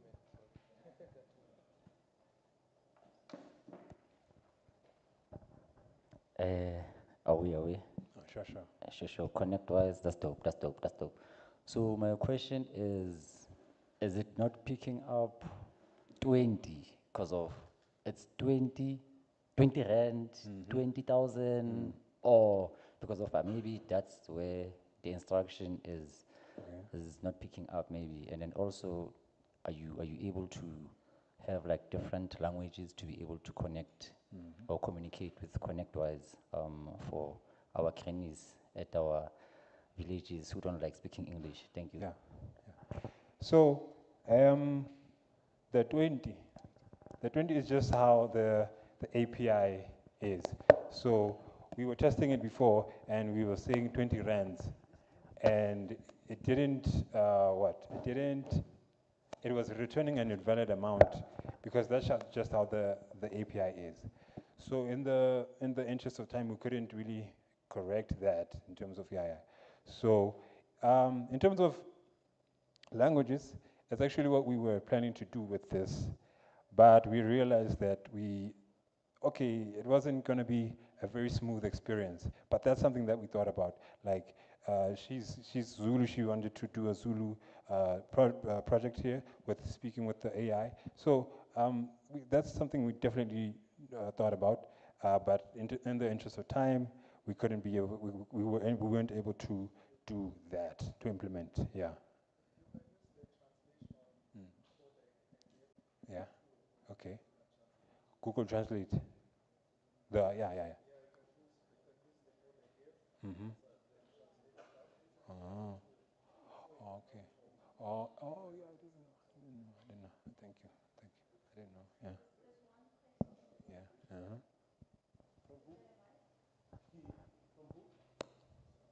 There's a question on WhatsApp.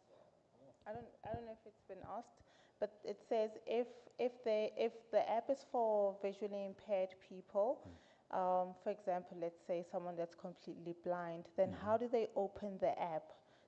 Don't you think your product should be integrated with the phone's speech synthesis program, meaning it should manage the phone by default? So with matters like accessibility, we have things like what's this, Google Assistant. I think it's called Google Assistant. So we would be able to get to the browser, I think that's another thing that we would be able to think about in terms of how do we arrive to the website. That's something actually to think about. But in terms of Google and using and Microsoft, they already have tools of accessibility of how to reach a web browser, of how to come to a certain website. But that's a really good question, and that's something to think about as well in terms of accessibility. All right, and then they had a follow-up question as well, that how is it different to Siri and Alexa? Well, please answer. So we try to incorporate Africa's talking tools to actually buy airtime and actually. So I don't know if Siri and Alexa could do that. I don't know, could it do that? No. So that's our strong point. We're using something actually Africa-based. So we're now creating AI as opposed to just consuming AI. So yeah. Perfect. Thank you. Thank you so much. Up next is Pam Sita.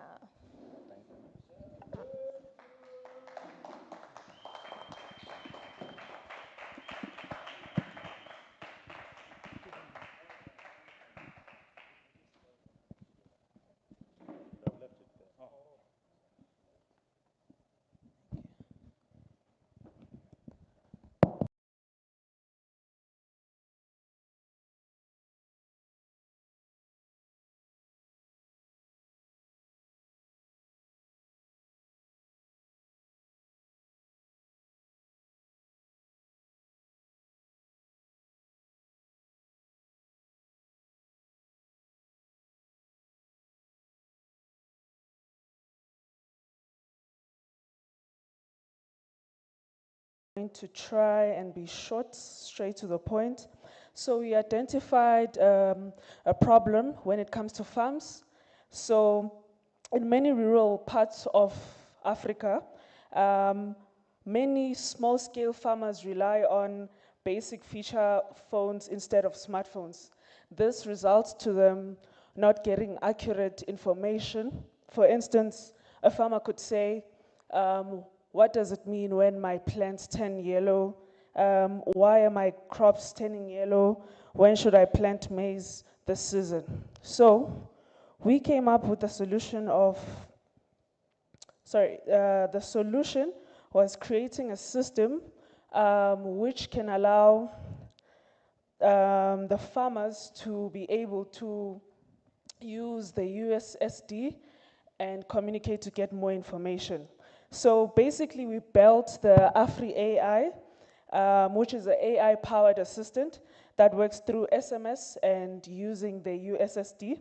So using the Africa Talkings API for messaging and USSD, unfortunately, we were not able to integrate the Gemini AI for intelligent responses. However, that's still under construction. So if I can take you through the system, you have your dashboard there. So when you land on your dashboard, it's going to show you how many messages have been sent, the active users, and how long, if you just scroll up a bit, how long the AI agent generates responses. So as you can see there, it generates responses in a space of 460 milliseconds. And if we go to our conversations, okay, before we go to our conversations, we'll quickly jump to our simulator there. So you have your mobile app. Tabo, who is a farmer, is curious about when should he plant maize this season. So he's going to quickly go to his phone and, okay, so he's going to ask when should I plant maize this season? And then with the AI that we integrated, the Gemini AI, it's able to pull in responses, as you can see there, using the SMS mode. And then using the SSD mode, just here, Basically, we are focusing on farming agriculture. However, you do see the drop down that we do have a few topics in case we have students that are also curious about education, etc., and they don't have data, because we are trying to have a reduction of people utilizing mobile data in order to get access to internet, in simpler terms. So if you use USSD mode, you firstly have to type in your PIN number. So it's not working, as I did say. We couldn't integrate it on time, unfortunately. However, the ideal thing is to punch in your PIN number there, and then it's going to lead you here where you have a drop down of whatever you want to ask. So agriculture, we train the model to be able to get data in terms of agriculture, education, etc. And then you can just type in anything there related to agriculture. So for instance, you are going to ask, maybe, what is the current market price for vegetables? So this is still Tabo, the farmer who is curious. So remember, this is going to it's going to be more like a load reduction instead of a farmer to go through admin and travel to the city in order to get more information.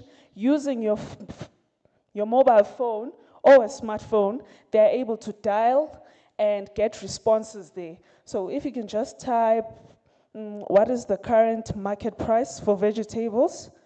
What is the current market price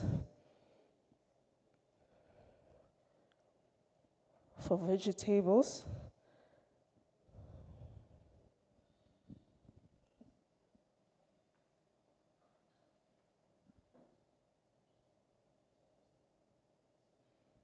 Okay, then you hit send there, it's generating. So normally, these answers require internet connection, like I said. But with you dialing, that farmer is able to get responses, etc. So basically, in simpler terms, the solution, which is Afri AI, AI-powered assistant, basically works through SMSs and USSD. Still needs to be improved, as I did indicate earlier on. And Gemini AI is the one that was integrated to our system for intelligent responses. Conclusively, I just wanted to mention that AI should not be a luxury for people with smartphones. However, utilizing SMSs, USDs, we can bring AI to every farmer, and they can get more information about that. Do we have competitors? Yes. We have competitors such as a company called Lovable. What makes us unique is that we have integrated Africa's Talking API, right? So that's what makes us unique. And as time goes on, we'll be able to build more on the project and have something that is directed, or we integrated Africa's Talking, which is something African. I believe that's the end goal for everyone in this room. That's all. Thank you. Any questions?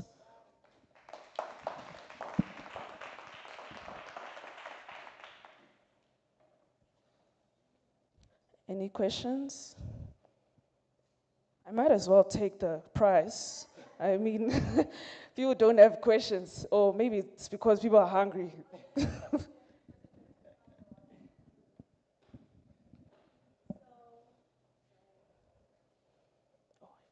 Question here reads, are you aware that there are sensors that are used in agriculture, and thus they give you more information about the zone's average day temperature, how the soil moisture and about the soil moisture and nutrients as well? Then why doesn't your AI directly connect to these devices from farmers, then make analytical decisions from there?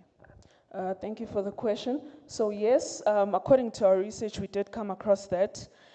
We are looking into working with sensors, right? So at the moment, our solution is AI-powered, that's what I said. Yes, with the sensors, we're able to get accurate results.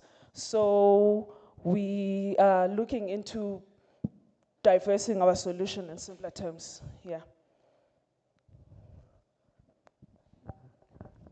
Great solution, guys. Are you giving the farmers access or ability to browse the internet, or are you curating this information for them? So we are giving them access to browse the internet in simpler terms. So I think I did mention that, say for instance, someone doesn't have a smartphone. Someone in a farm across Africa, they just use a small phone where they don't have access to internet, or they do have a smartphone, but they don't have access to internet connection.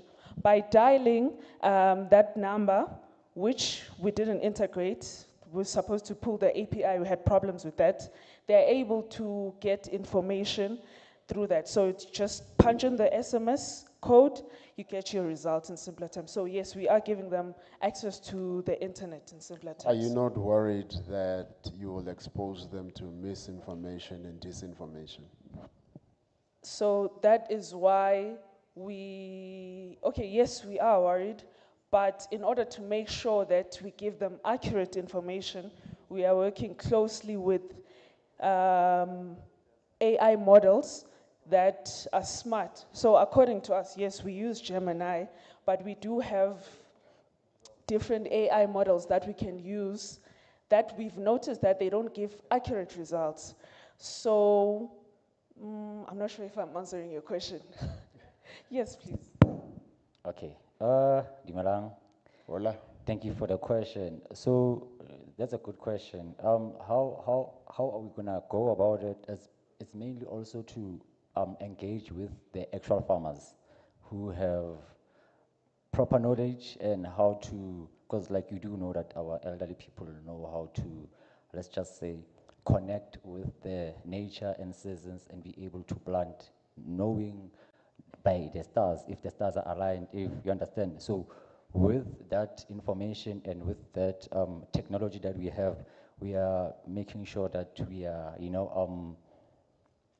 causing or creating this app that will complement the elderly or those who have been doing this before us and us who are the current generation who are trying to take it to the next level by implementing Africa's Talking APIs and also the new AI tools that are available, So we can't really be sure about whether the information is wrong or right, but if they can take a picture, then we'll be able to diagnose based on that. Thank you. Mr. Koi. Thank you. Okay, sorry, just to add on that point as well. So you can also, if you go to conversations, you can see the recent conversations that has been exchanged through SMS or USSD. When you quickly scroll down to, on your navigation bar, you go to your knowledge base. So you asked, how sure are we that we're giving out accurate information? So we are wishing to integrate, make this a blog in a way where there is valid, accurate information where people can find more information about it. And then when you go to your users there, you can see the contacts that we linked here so that we can use. And yeah, so just to give you a quick demo, you can just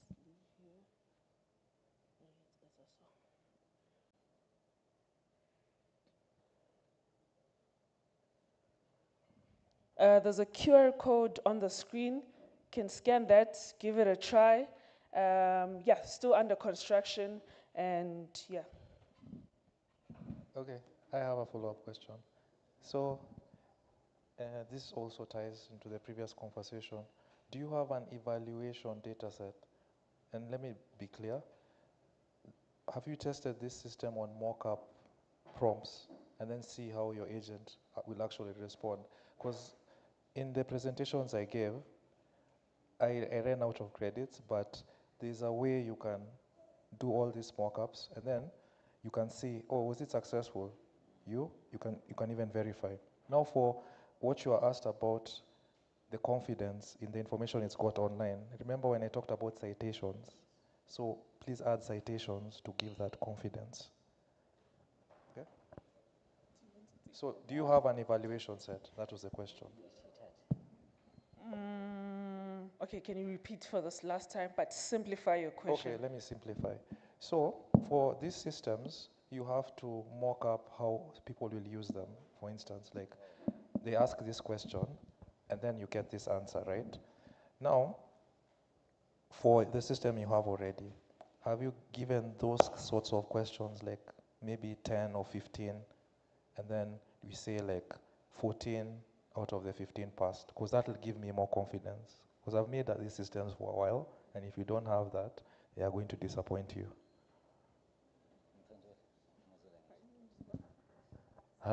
Okay.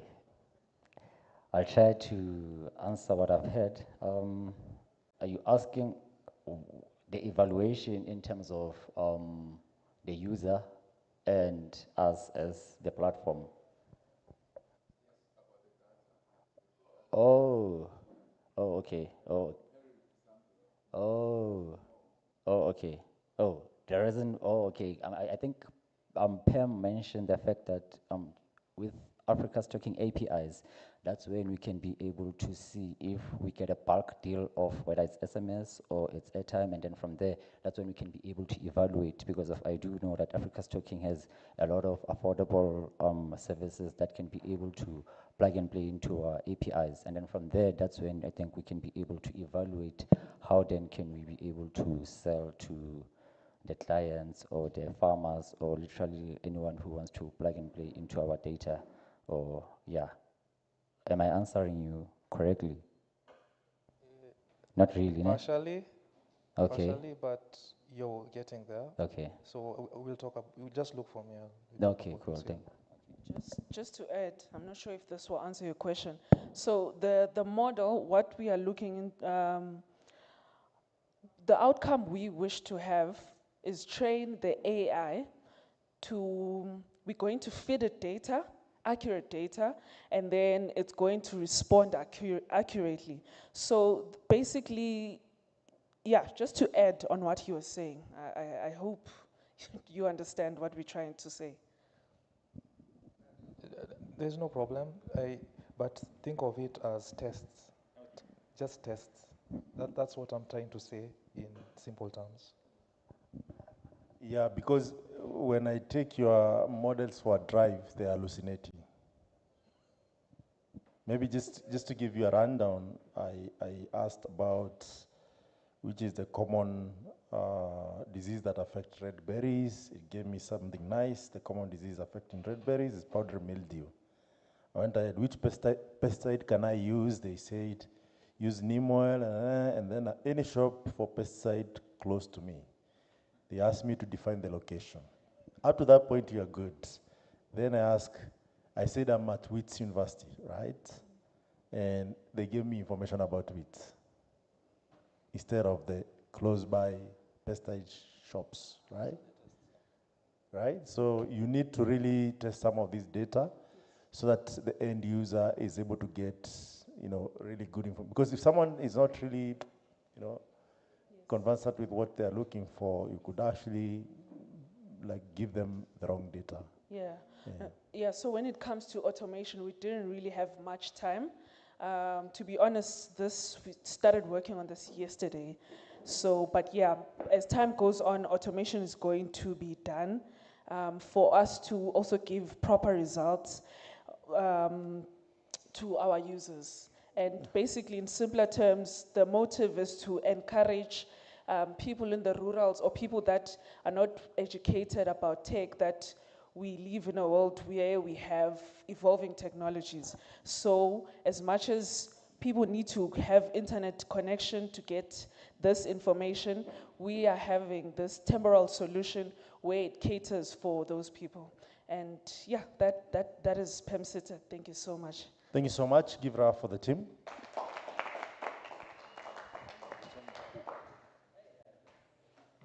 We don't have them in the list, though. Are they in the list?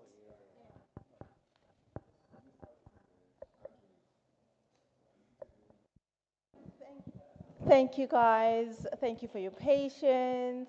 Thank you and well done to all the teams that have pitched so far.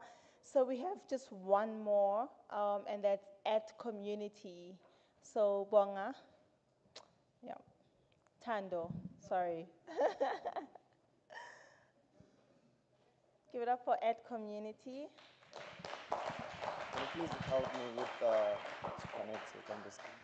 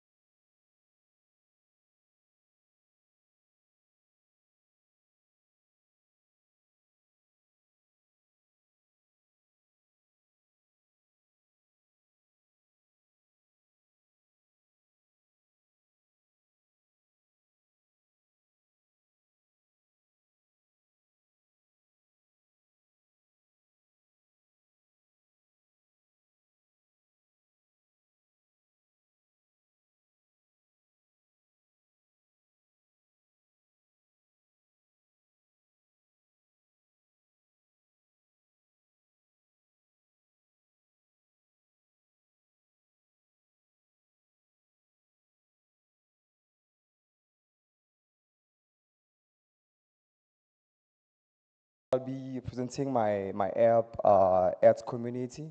It's also for agricultural purposes.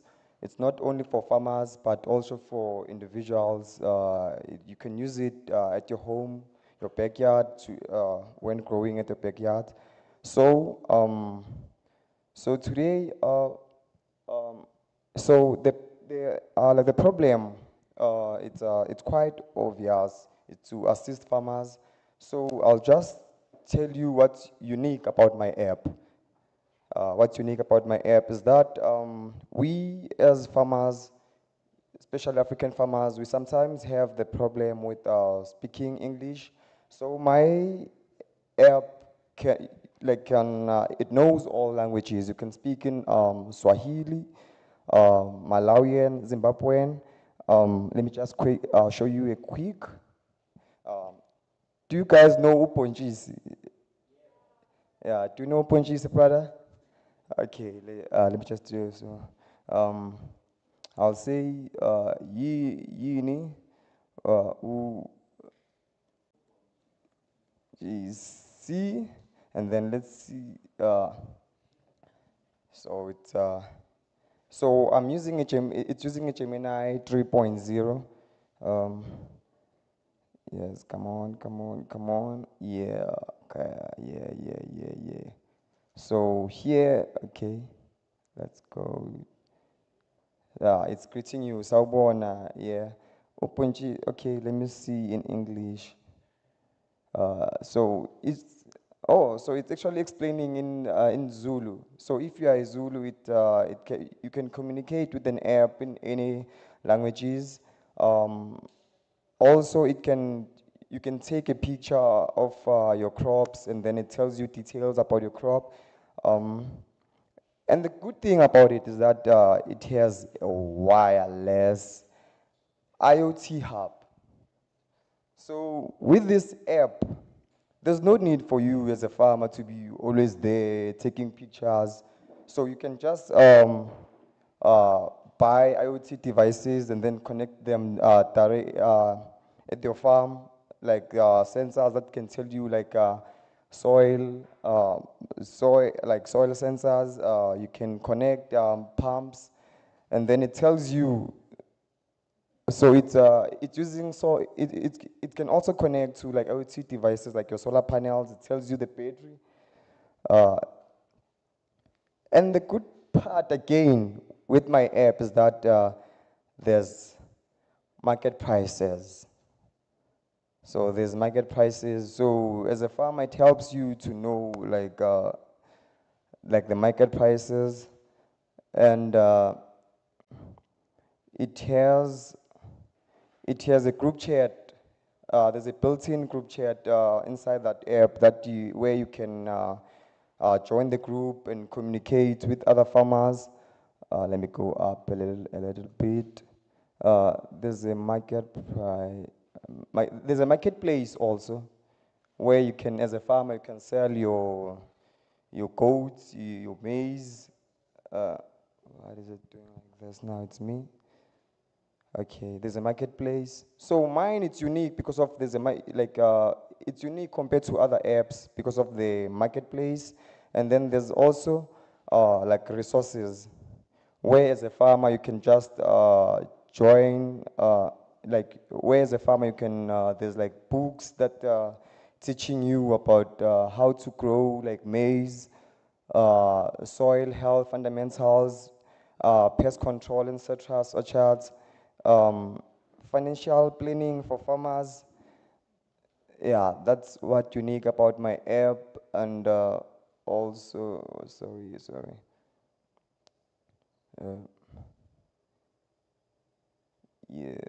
Yeah. What's unique is that it can connect to IoT devices. It can, there's market prices, and there's a marketplace where you can sell. So, and then there's like soil analysis, where a client can request maybe me or anyone from the group to come and assist with like soil analysis. knowledge base in farming, local cooperatives, connect with farmers in your district. Yeah, I just kept it simple, minimalistic, to be just simple for farmers. Because, you know, many farmers didn't go to school, so I just kept it simple and easy. Thank you, guys.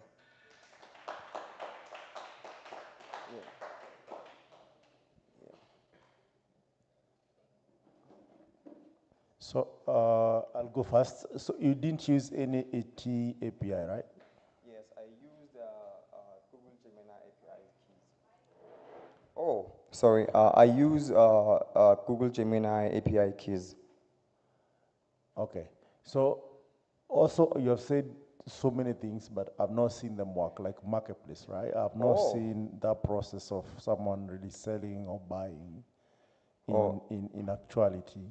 Like I have a product, it's here, someone buys, get it. Yes, okay, here's my marketplace.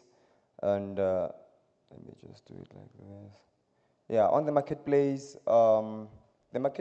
it works for, once you have an app, you join the community. Once you join the community, you can sell. Anyone can sell, and then it appears there, and then you can choose what you want to buy here. Like, do you want to buy seeds, hardware tools? Oh, why is it showing like this? Okay, you can buy like hardware tools, there's seeds. Yeah, this is a marketplace. I don't know if I answered correctly. This is a marketplace, and then when you post your stuff, like your seeds, they appear on the marketplace, and then you choose what you want to buy: seeds, or wanna buy maize, or wanna buy. You just choose. Also the tools. Yeah, as a farm, you can post your second-hand tractor, and then it will also appear on the marketplace. Yeah, so another question I had is that why don't I just go to Gemini and ask all these questions? Why don't you? Go to Gemini, ask all these questions. This one, it's quite better than Gemini alone because of the community. There's a community that can assist. There's a large number of communities which is going to be on a district. Are they there?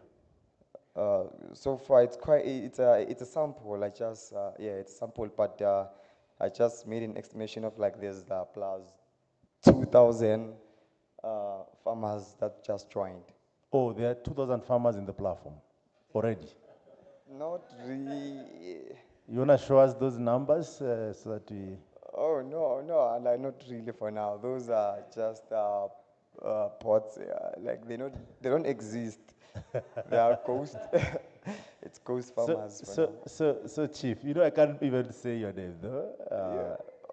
But yes. If I look at this app, there's nothing I can say. Show me end to end, and you'll show me.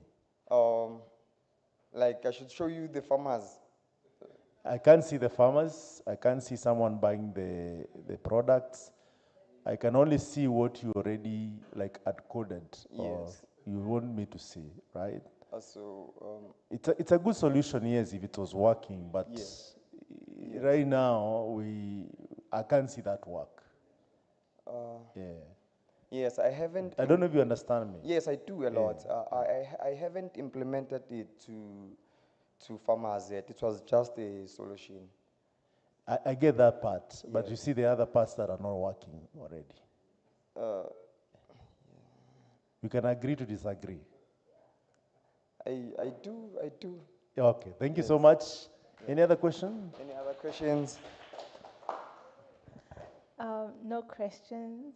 Just that you have until the 14th of March to just build your end-to-end and submit for the grand finale for the capstone project. Yeah. Yes. Just a quick one from me. There are many farmers' marketplace in the country, in the continent at large. As a matter of fact, one of the unicorns that came out of Nigeria It's a farmer's marketplace. Unicorn is a startup evaluated at $1 billion. So one of those is a marketplace. My question to you is, how's yours unique? Why shouldn't one go for one that's already existing in Nigeria, valuated at $1 billion, and 10 more that already exist in this country? Okay.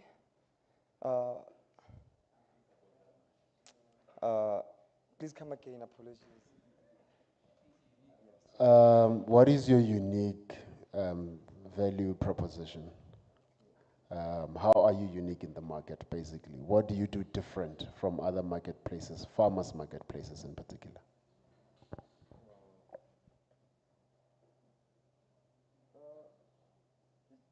Oh, the only unique part with my marketplace is that it's inside the app. So with this app, you are like hitting like you are hitting like 5 birds with the one stone because of it has you'll get there's IoT in it, and then there's a built-in marketplace, and then there's like a knowledge hub where you can learn about agriculture, and then there's like market prices where you can see like how much maize cost per ton, like beef, oranges. So I'm definitely killing 5 birds with the one stone.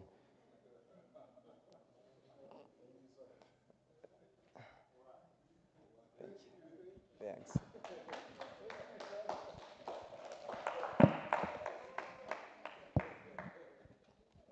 So much.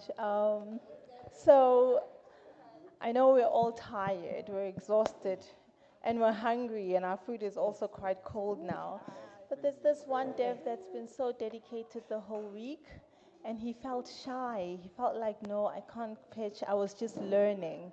But then as he's seeing people pitch and present and bring out their solutions, he asked, please, can I please just put my name in there? So can we please just give him, we will time him because we gave him an opportunity, right? So we're giving him 5 minutes tops.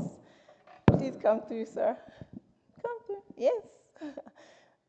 He's really been here learning and he's been passionate about it, so let's just hear him out. One last person. Thank you everyone for your patience.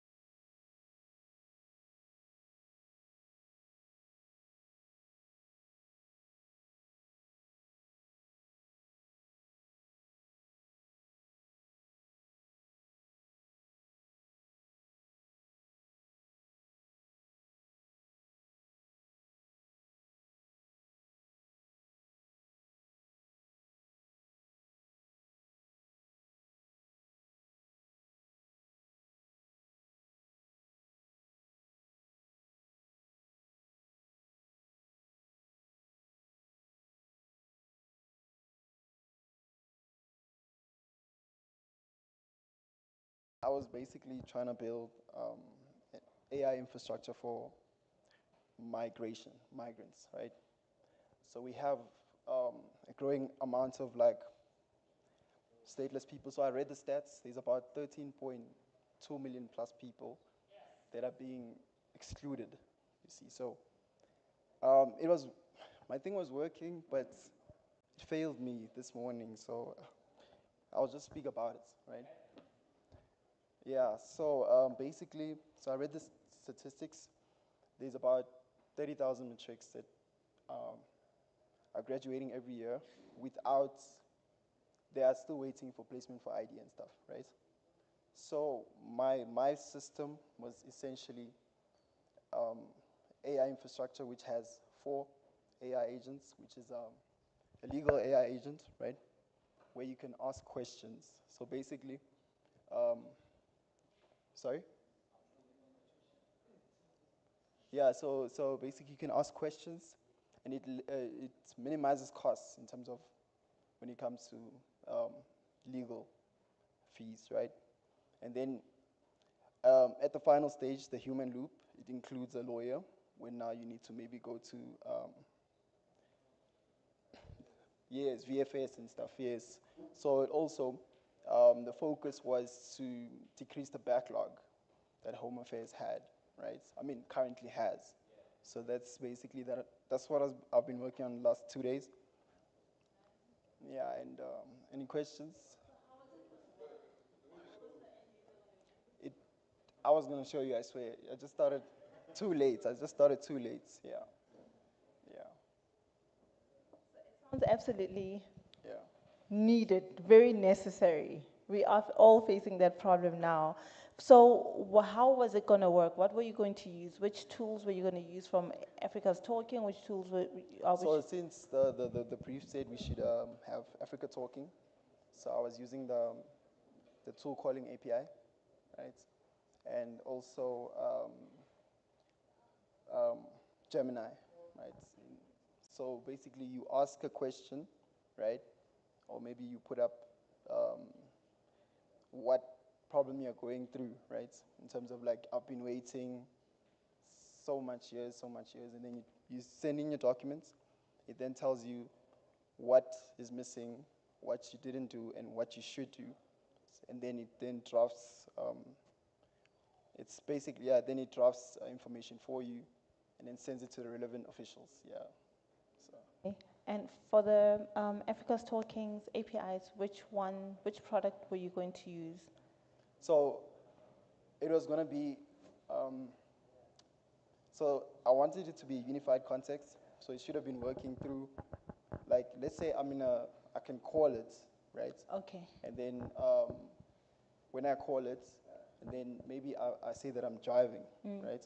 It then must then take the same context of the speech that we're speaking about, and then put it in SMS. So it mustn't forget throughout. So whether it's WhatsApp, SMS, voice, or email, yes. Yeah. Those are the 4 channels. Okay. One question. We can only take one. Yeah. Thank you so much. Oh, yeah, bro. No, thank you. So my question, my question is, let's just say you come up with the solution, right? And we implement it through South Africa and it's being adopted. Now, if you realize that there's a problem for illegal immigrants, now what is the solution? Is the solution to take them to do documentation and be illegal, or is it gonna include some sort of like cops to come through and make sure that, I don't know, like that's my question. I don't know if you get my question. Sorry, just expand on it. When you say course, what do you mean? Pardon? You said course. Cops. I mean. Yeah. Yeah. So if somebody says they got a problem, okay, so how does somebody say, I'm a South African citizen and I got an issue and I've got illegal immigrants that I know, is there a way of me, I hope this is what you're saying, Mabani, is there a way of me using that platform to report those people as well? Because what you're solving is, I'm an immigrant, I've got an issue, I just graduated from matric, and I can't go to varsity because of documents and whatever. Yeah. He's saying, can your solution also involve the part where somebody is a citizen and there's illegal immigrants and they can report them so that they can call cops or immigration and whatever? Oh, no, that's not what we're doing. But basically it is, you help those people, do you understand? Like legalize themselves or get credit so that they may be better suited to maybe go home.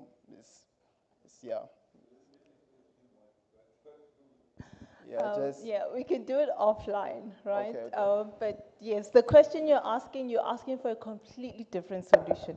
He's addressing administration and applications for those that want to be legal, right? You're addressing those that are already illegal and, yeah, enforcement. Thank you so much, everyone.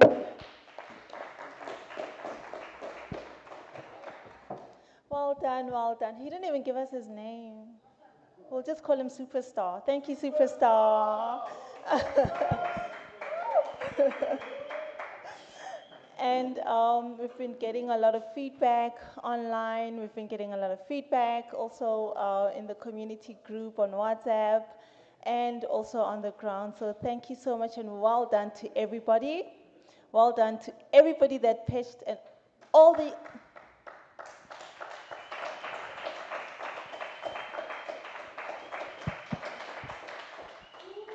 Yes, that's all of us clapping for you guys.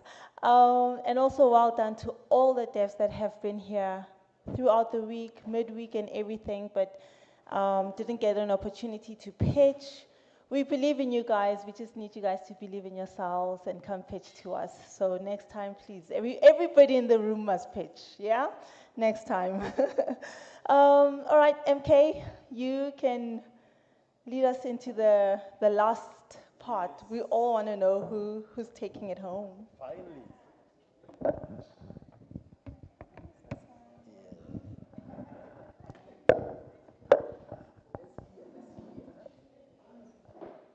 So as they said, the moment of truth. So I would like guys to come back so that we can see you clearly.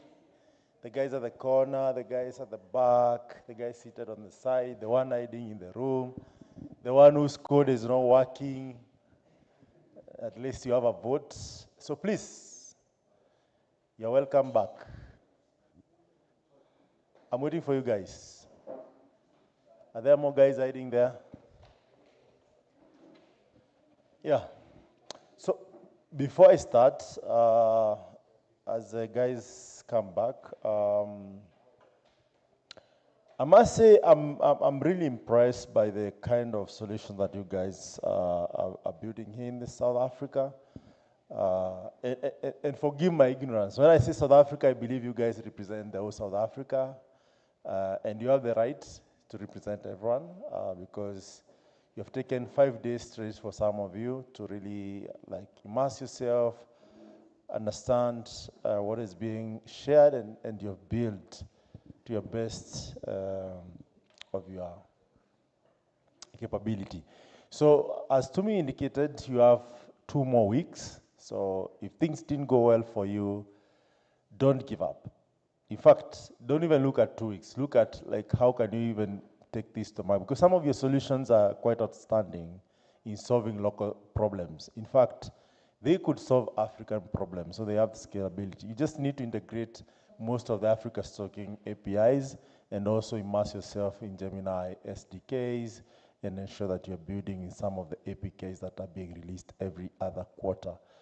In fact, I don't know if you guys know that Google released over 2,000 language models that you can use for translation across Africa, just 2 weeks ago. And it's a big deal because Africa is diverse and there are different languages, accent and all that. And that changes the dynamics of really solving for the last mile. So that's that. Something else, just to give a shout out to the people who have really made this a success up this point. Of course, you have Ben Mainye. Please give a shout out to Ben Mainye. We have Douglas Mwangi. Please give up for Douglas Mwangi. We have Ian Gidungo. Please give up for Ian. We have Oliver, the content engineer over here. We have Itubile Mhagi. Yeah. We have Piliso. We have Graham Muhanga in the house. And you have Sylvia, who is not here, but she has made you guys get here in time. When the vouchers are not working, she makes sure that she sees and troubleshoot the problem. Please give up for Sylvia. Also, we have our product team from SMS, USSD, voice, airtime, data, our operations, our leaders. Please give up for them. Yeah, and also the crew that is making sure this is going globally. We really appreciate you. Now, definitely, myself. Thank you so much. Thank you so much. Thank you so much. So, without further ado, I would like to just go through the teams that are presented. We have Palm Setter. Give it up for Palm Setter. Mzanzi Spies. Tide Trucks. Dive.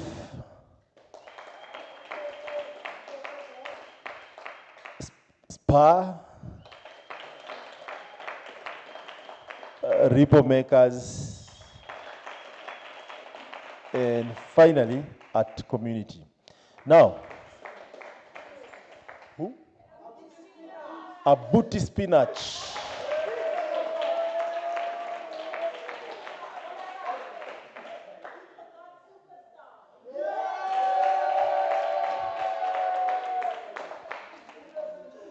However, anyone who didn't have a working solution, I'm sorry, we're not going to vote for you. It's unwritten rule that anyone who didn't put the effort, maybe next time. There will always be next time. Yeah, I understand the vibe and all, but you had to see something technical to be able to vote. And I believe, from my experience, I've seen people. Someone is listening online. I don't know what's happening. Yeah, so I believe people who start like that. There's someone now who has decided I should hear myself back, or it's just me? Okay, maybe it's me. Yeah. 1, 2, mic check. Yeah, I know I'm also online, but I unmute myself, and then if I unmute, it means that we're gonna hear the echo, right? No. I'm not hearing on myself anywhere. Let me see. I should be fine now. No. Okay, let me even leave. 1, 2, mic check. Should be good. Yeah. All right. So yes, for those who didn't have the solution, it's a first step. In fact, let me even give a good example. That chief over there, Dagi. Please, Dagi, stand. So Dagi used to be the guy who comes for the hackathons. How long did you come? Let me not speak for you. Like, how long before even you won the first hackathon? 2 years, straight up, every single month. And then when that chief started presenting voice, because voice is what really stood out, everyone was like, my vote goes for Dagi. He won so many hackathons that we could not take it anymore, so you had to hire him.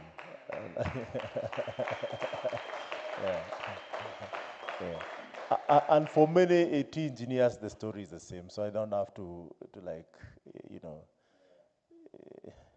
tell Ian's story or Mainya's or anyone else. So you get the gist. We love nerds. By the way, when we say we love nerds, it goes all the way. It's like ingrained in us. And it's a culture that we intend to keep to the end. So this is home for nerds. And eventually we know someone actually, even if they're not good today, they become better as much as they put in the effort. So if you don't win today, that's okay. So I want us to do a quick one, all right? So every team should appoint one person who should come here. Quickly. In your team, if you are alone, come here. If in your team you are 3, appoint one person. Especially the team that had a solution. One person per team. If you had a solution that really made sense, just line up here. Just line up here. Guys.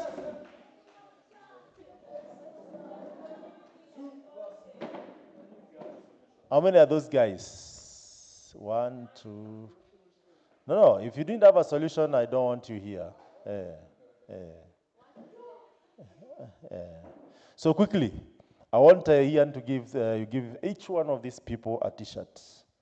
Quickly for a good job done. Well done. Faster, faster. Sharp, sharp. Sharp, sharp. Quickly, quickly, Chief. Quickly. We don't have time. Randomly, they will just check the sizes and exchange amongst themselves.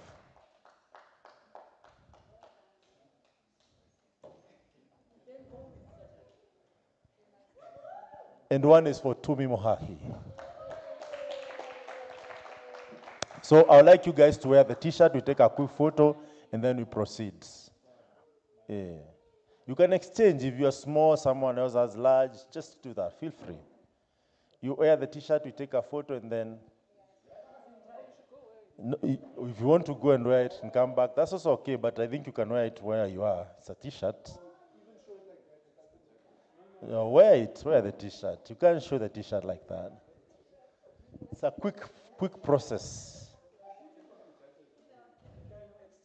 You can exchange if you need small or big and stuff. Yeah. Feel free.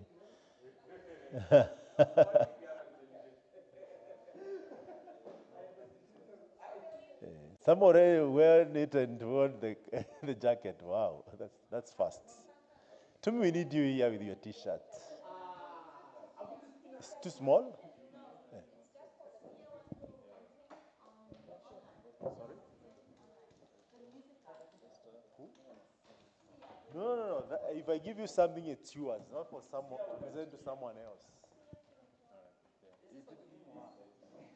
There is a proverb in Kenya that says, someone who is not close to the tree, if that tree falls, it doesn't hit them. It's an African proverb. So do not be worried about people who are kilometers away. Yeah. Yes. Tumi, we're waiting for you. Wow, look at that. Wonderful. Where is Oliver? Please do justice and then we proceed. You guys should look awesome at least. Like pose, yeah. Awesome. Great stuff. I also want the AT team to join the team.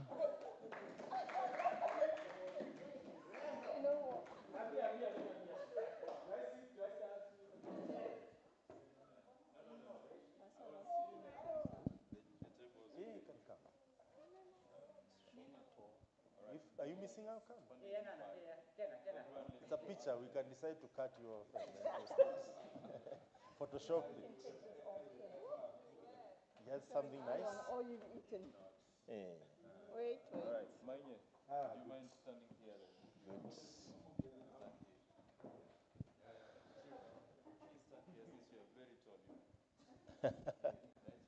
A quick one, Oliver, because time is not on our side.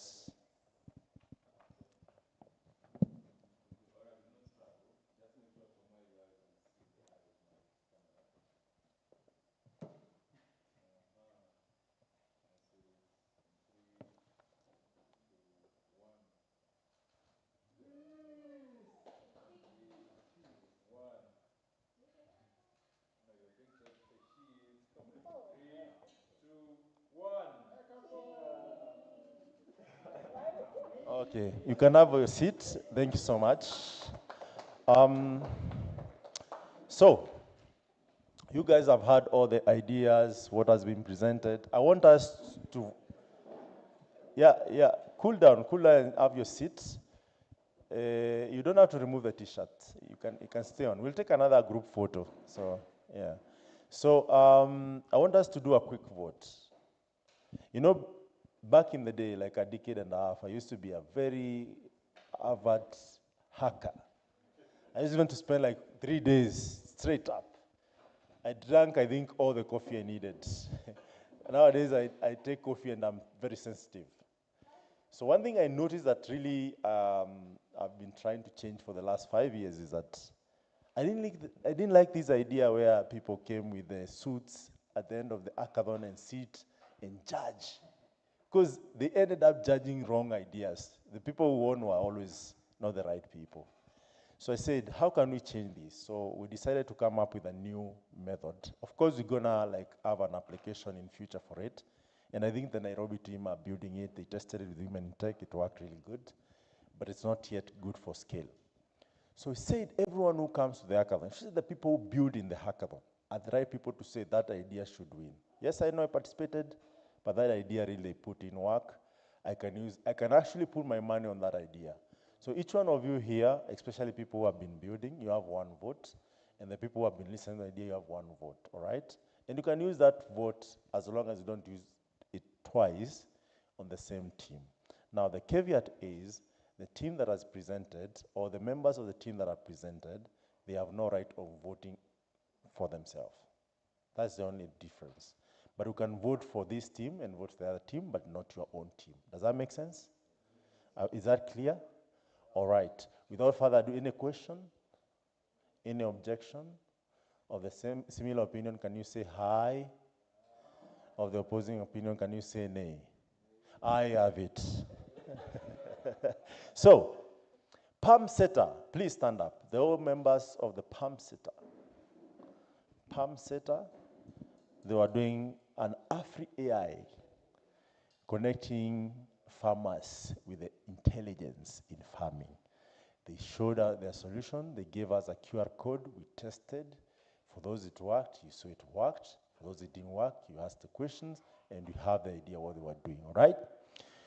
And they showcased USSD, SMS, Gemini, Flash, chat, voice, and voice was not implemented. In the SMS, we didn't see it, but we saw the conversation on their platform, so I think we saw what worked and what didn't work. So those who think Palm Setter should win today, by show of hands. I want to start counting vote from this side all the way to this side. Are you ready? Are you ready? So vote number 1 is here. 2, 3, 4, 5. 5 votes. Give up for Palm Setter. Then we have Mzansi Spies. Please stand up. The whole team. The other person went home, eh? There's another person, no? He didn't come, okay. So, for those who saw the Mzansi Spies, they are trying to fake voice to run away from a call, and also how to text, especially when in danger, or notify your family that something is happening, or just send a coded message to know that maybe, avoid, all the alerts that you need. And this was implementing SMS, but they did not really demonstrate the technology worked. They had all the reason why it did not work, and they've been working hard throughout the week. So we all heard about it. So for those who are voting for Mzansi Spice, by show of hands, I'll count the vote from this side, and even the photographers, or, videographers, you have a right to vote, as long as you're in this room. So I'll count the votes from this side all the way. Are you ready? Okay, by show of hands, 0 votes. Anyone who voted? No one voted. Oh, there's 1 vote. Who?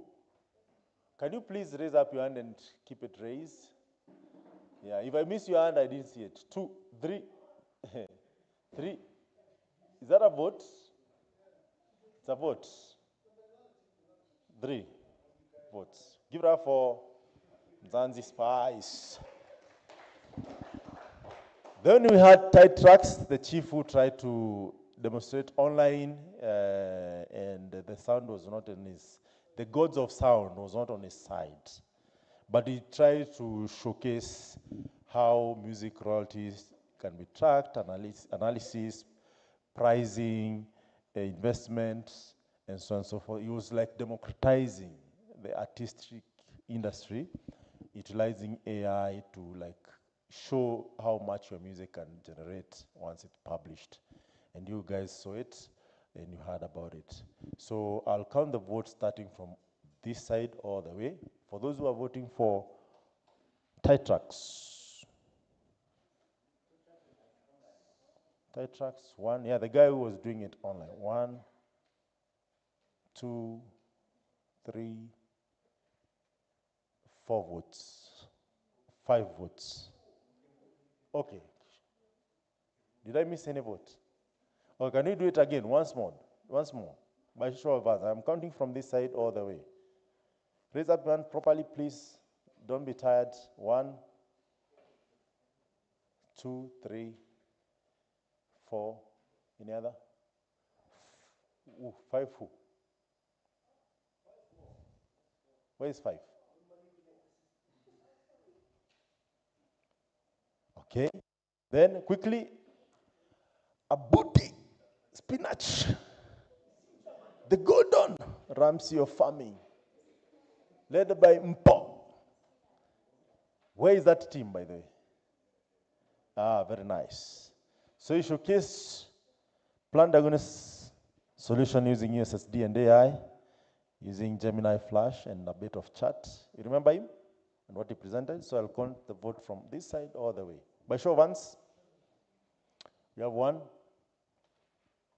2, 3, 4, 5, 6, 7.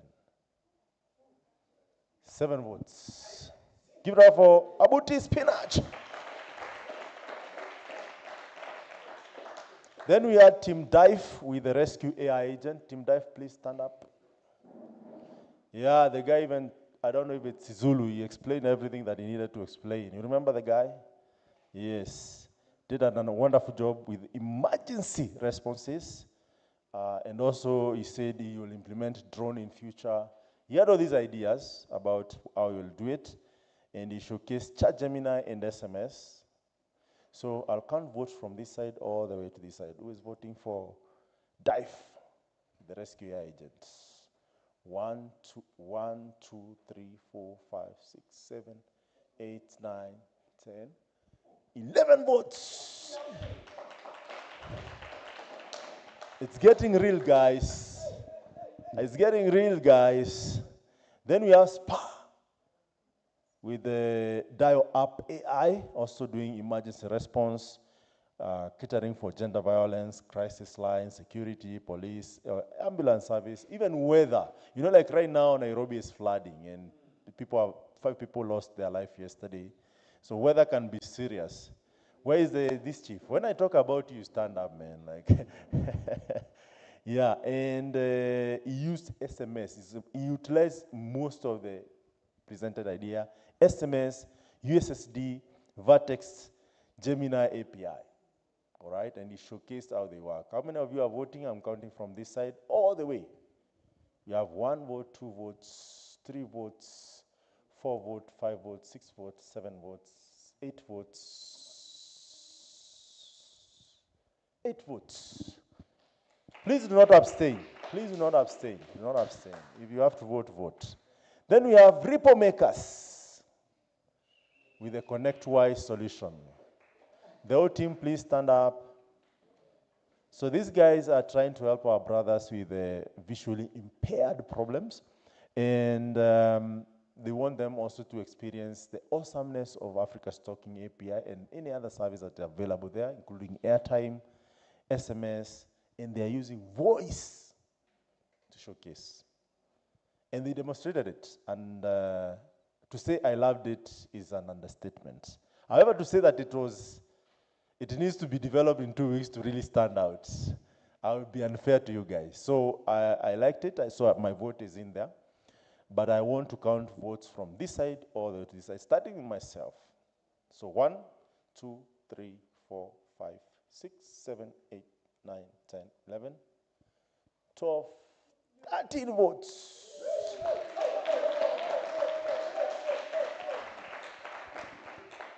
Then we have at community.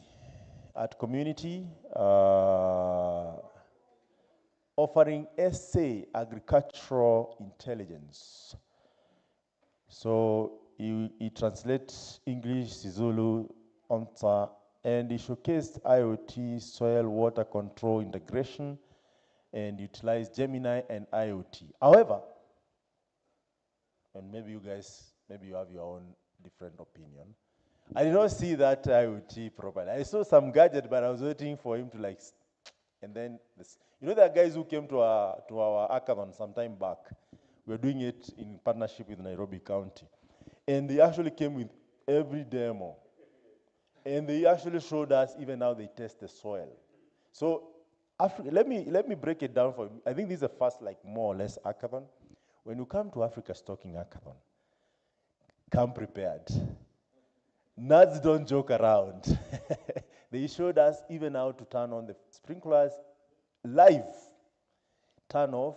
The other guys who did the dustbin, like the garbage collection, they showed us how you use SMS to get airtime live, how to open the garbage collection box and close it and count how many times you have disposed your garbage. So these things are not, you need to take them serious, next level.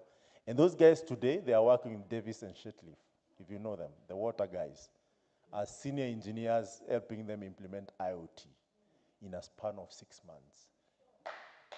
You know what I'm saying? So the bar in Africa is being set high. It's no longer time to come and give stories. That's why I told, please keep your slides. Maybe when you are raising Series C, you'll need those slides. But here you come as a nerd, show us the solution and we can figure that. Even we don't like to see the code. I saw someone showcase the code.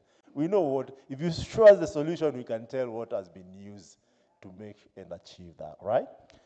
But without further ado, we are voting for our community, starting from this side all the way. 1 vote, 2 votes, 3 votes, 4 votes, 5 votes, 6 votes, 7 votes. Who is adding votes? Okay, can we do it again? You're confusing me. If I did not count, it doesn't count. 1, 2, 3, 4, 5, 6, 7, 8, 9 votes.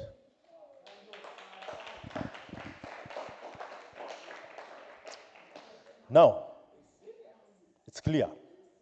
Guys, no ties, no spoiled votes. Of course, I have seen a couple of abstinence, yes?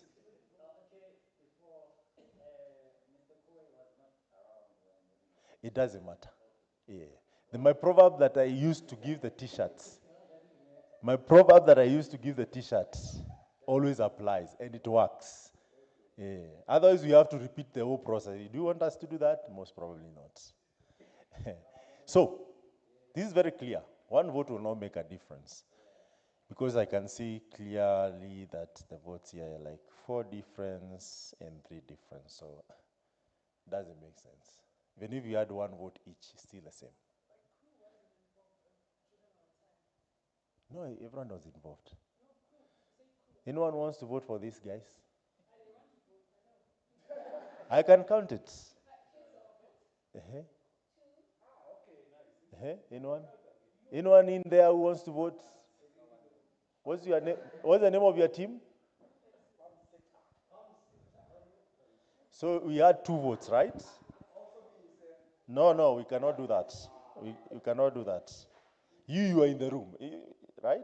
He chose not to vote. Yeah.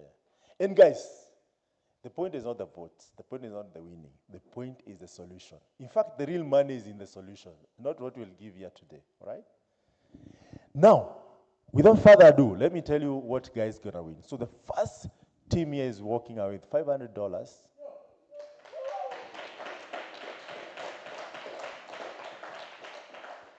The second team is working with $300. And the third team is working with $200. It could have gone otherwise, but let's keep it clear, right? So once you announce you will coordinate with Tumi to add your details. If you want it to be sent through bank, whatever, you coordinate with that, and then that will be sent. We hope to have the cashier give you the dollars and you walk away, but not everything that works our way nowadays, all right? But you still get your price, all right? So, Should we start from the top or bottom? Top, bottom, all right. That price goes to, I don't know, maybe, is there a DJ here to give me like, very nice. That works. None other than Art Community.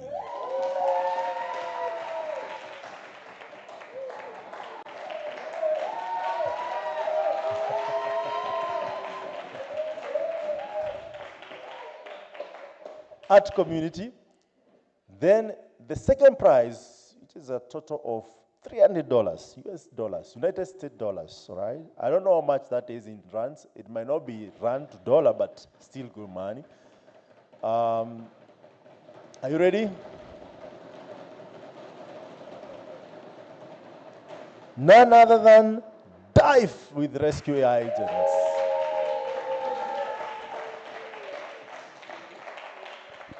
Now, are you ready for this one? This one is big. This one is crazy. Are you ready? Are you ready? And the guy who takes it home is Ripple Makers.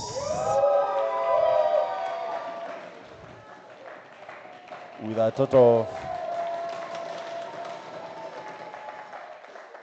$500.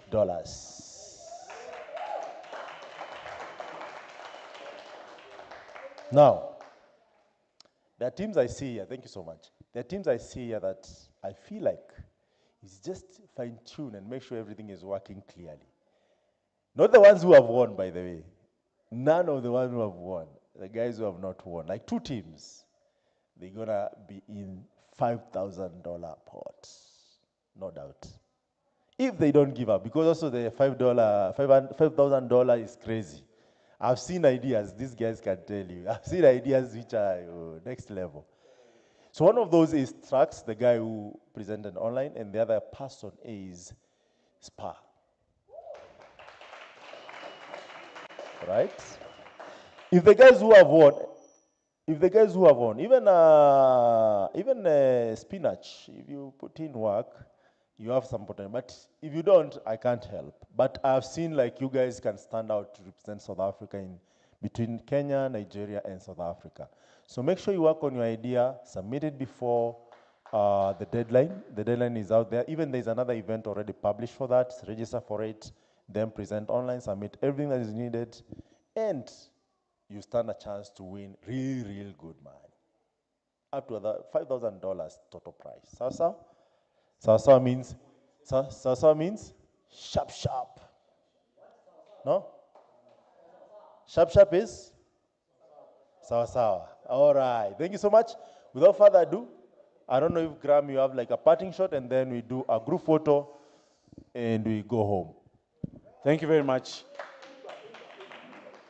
The parting shot is just simple. You see the way we have given 500, 300. It's the same way we are going to break down the $5,000. So just know, I don't know how it's going to go. 300 or something. But everybody who is here, even if you haven't finished your solution, you have 2 weeks. 2 weeks. Join us on the Slack channel if you need questions answered. Email us. If you need a resource, email us. If you need cloud, we can ask Google to give you more credits. Do your thing, guys. Oh, local host will not matter. You can't be doing local host on that day. That day you can't be doing local host, please. Yes.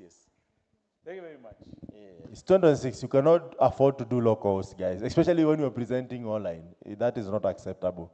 Yes, to me. I just have to beg my fellow South Africans, okay? Everyone in this room has to enter, okay? Please register for the capstone because all your solutions are great, right? The concepts are great. Whether it worked today or not, that's not really the issue. So just work towards the capstone. That's 2 weeks. And remember, it's not just for the prize money, right? Yes, you can enter for the prize money and everything, but then, like MK said, the actual prize is having your product out there and having starting to get customers. That's when the real money comes in, right? And you guys are talented. So Saudis, please. Okay, thank you. Thank you so much, Tommy. That's quite important. And guys, I have to put this out there. So these are pilot program with AT and Google. Now ask yourself, the full-fledged program. In fact, you are the guys who should be coming and facilitating the full-fledged program, all right? And we have marketplace. There's so many opportunities out there. I saw like there's a AI that launched their community. People want also to like you publish the solution on their platform. So it's big, guys. This is just the start of something big. So without further ado, let's take a group photo and maybe have some food and go home. So the guys with the t-shirts, please. The guys with the t-shirts again. And then the guys without t-shirt, come.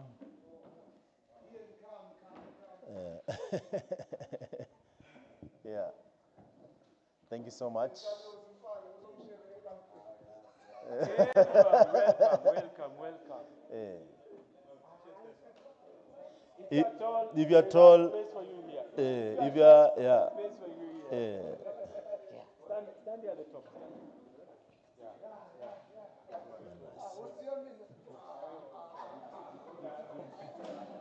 Oh, sorry.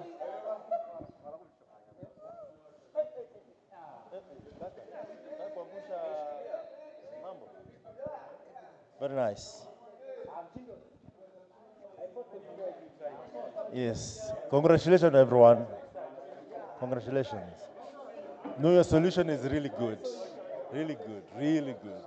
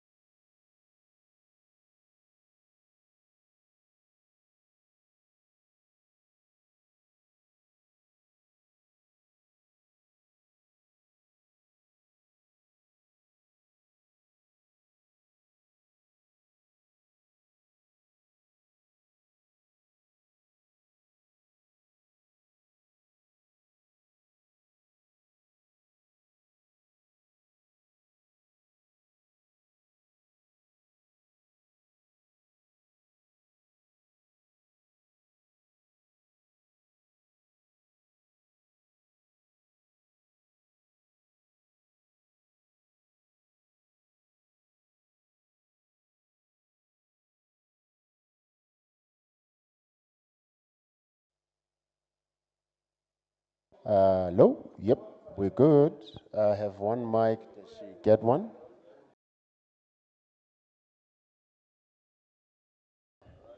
Oh, wait. That name escaped me. You can call me Cindy.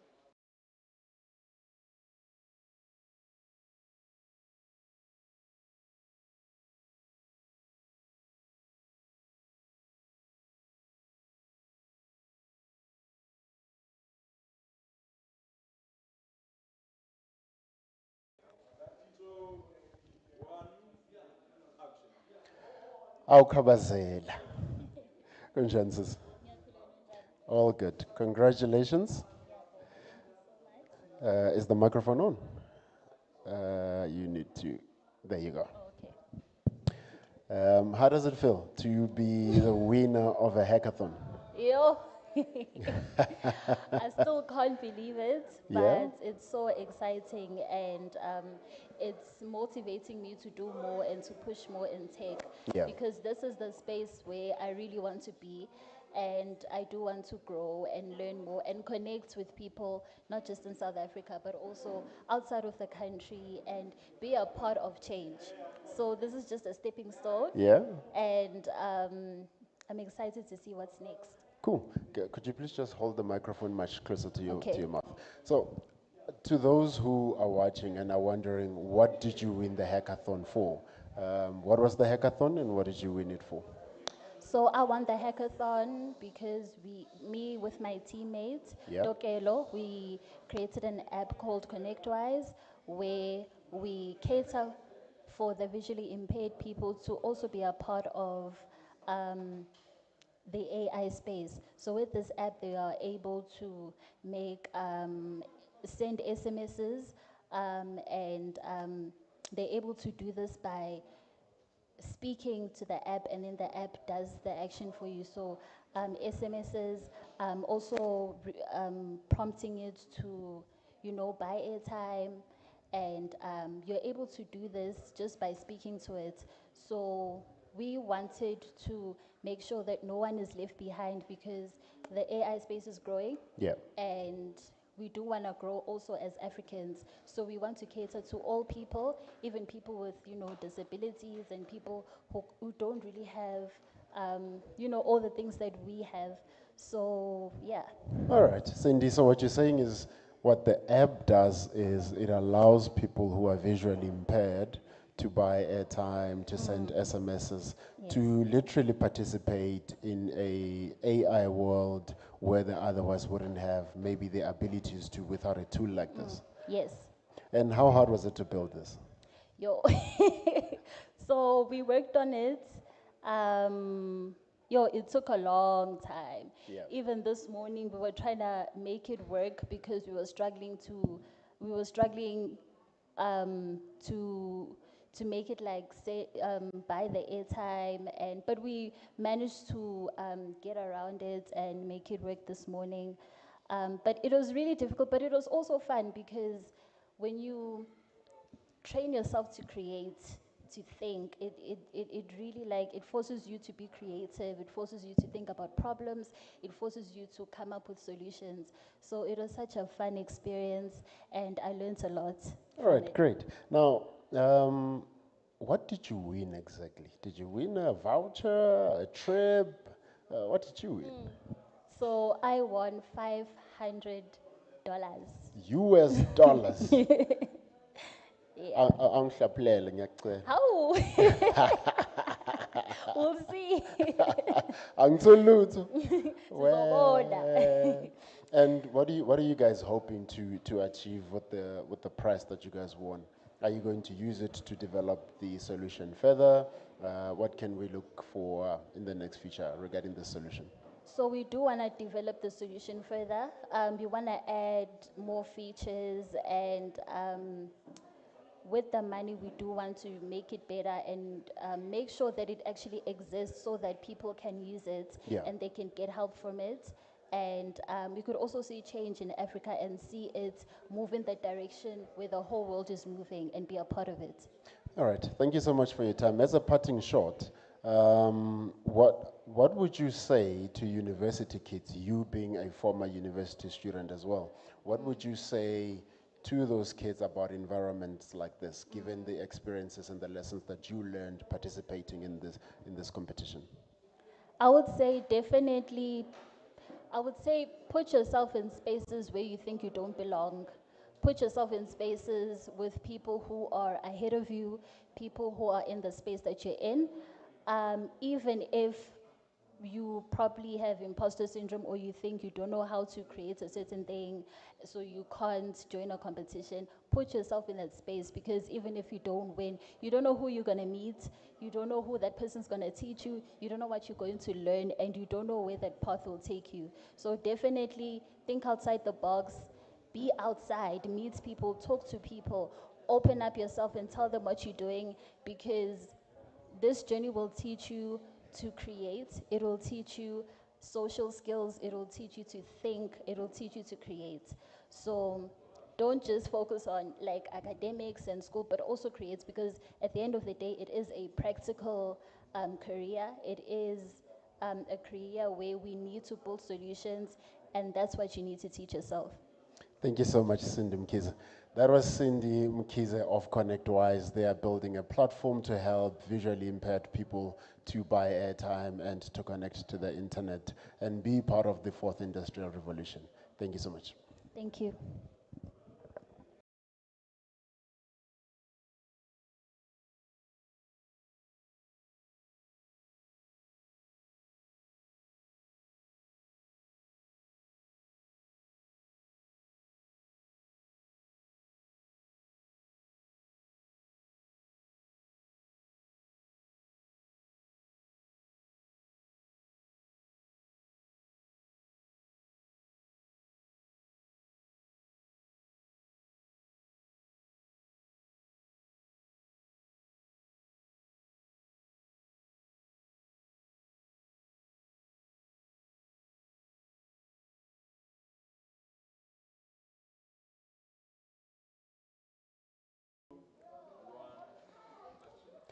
Aye, but I am Johnny. Jano.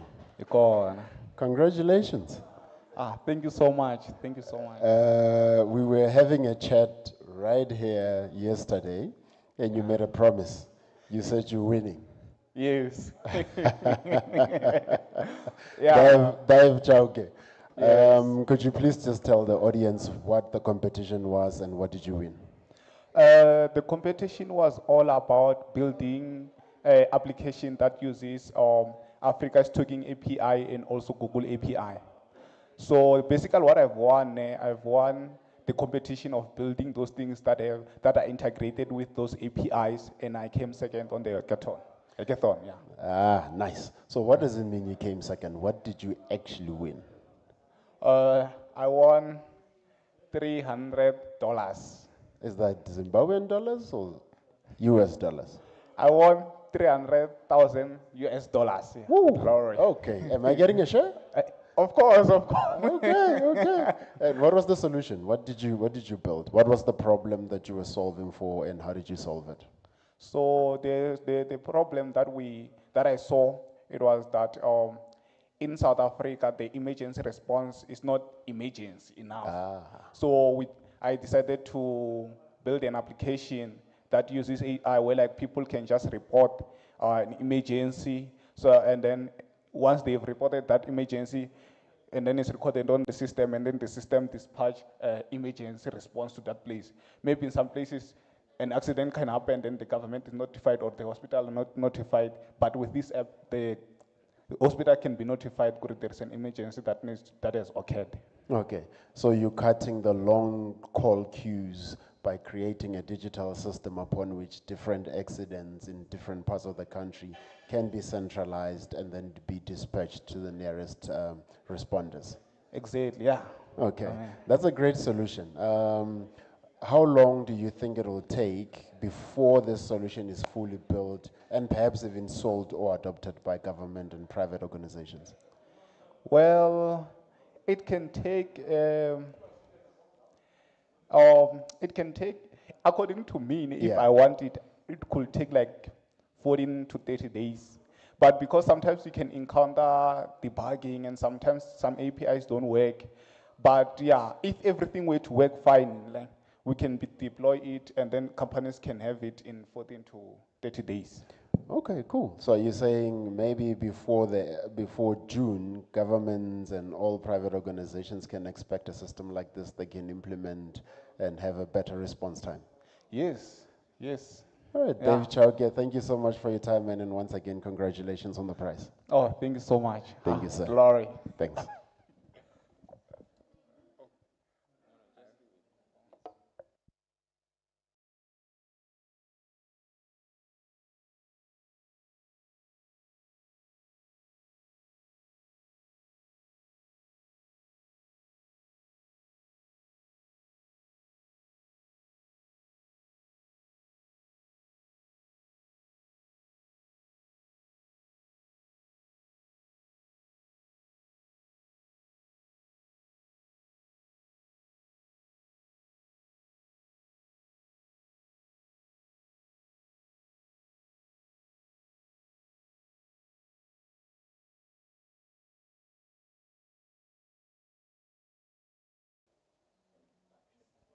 Tando, congratulations, sir. Thank you. I heard you won a prize in a hackathon. Do you mind taking us through the solution that you built, the problem you were solving for, and the prize that you won in this competition? Thank you very much for today's. I'm still very amazed. So the solution I came with. So firstly, the problem that I saw was a farming, like in farming. So I built an AI assistant app to help like farmers in South Africa. It helps them to tell them the diseases in crops. It gives them data about plants, and also it has a built-in marketplace where they can sell their stuff. It has a market where they can see the market of in like between in Africa, US, that how much is a maize, oranges, and also it helps farmers like to teach them about plants, like how to plant, and there's a community where they can assist when you have a problem with plants, with crops. And I came out number 3. I won $100. Is it 100 or 200? It's 100. Okay. Yeah. 200. I think it's 200, but it's fine. The 100 is for me. So Oh. we can cut it I in half. didn't know. So it's a marketplace essentially, where local farmers can come, put their produce on this platform, sell their tractors if they no longer have need for it, or their plows, or seeds and things of that nature. What inspired this idea for you? Because I saw the existing apps for farmers that are powered by AI. They only take images and then they tell you the virus that is on the crop, or it tells you information about the crop. But mine, I wanted to hit many baits with one stone, and I was able to do it because my app has a marketplace, has a market stock where you can see the prices, and there's a community of farmers in your district. Yeah. All right, so what you're saying is not only can we sell on this marketplace, but we can also diagnose our plants. I can take a picture of my crop that's withering and I can upload it on this platform, Yeah. and it'll let me know what the potential problem could be with this particular crop. Yes, definitely. And also, it uses, you can speak with it in any language, like any African language, and there's no need to be stressed, because since many of us, we don't know English a lot, so my AI doesn't need you to know English, so you can speak to it in any language. All right, sir. And how long do you need to get it ready for public consumption? So to get it in public, it will take approximately 2 weeks to 30 days. The only thing I need to work on now is to connect it with the IoT devices, to integrate it with the IoT devices. Okay, so you're saying in a month's time, farmers will have access to a platform so rich that they can sell their products, diagnose their plants, and have access to a community of other farmers? Yes, definitely. All right, thank you so much. Ladies and gentlemen, that's been Tando. Look out for the e-commerce for farmers. Thank you.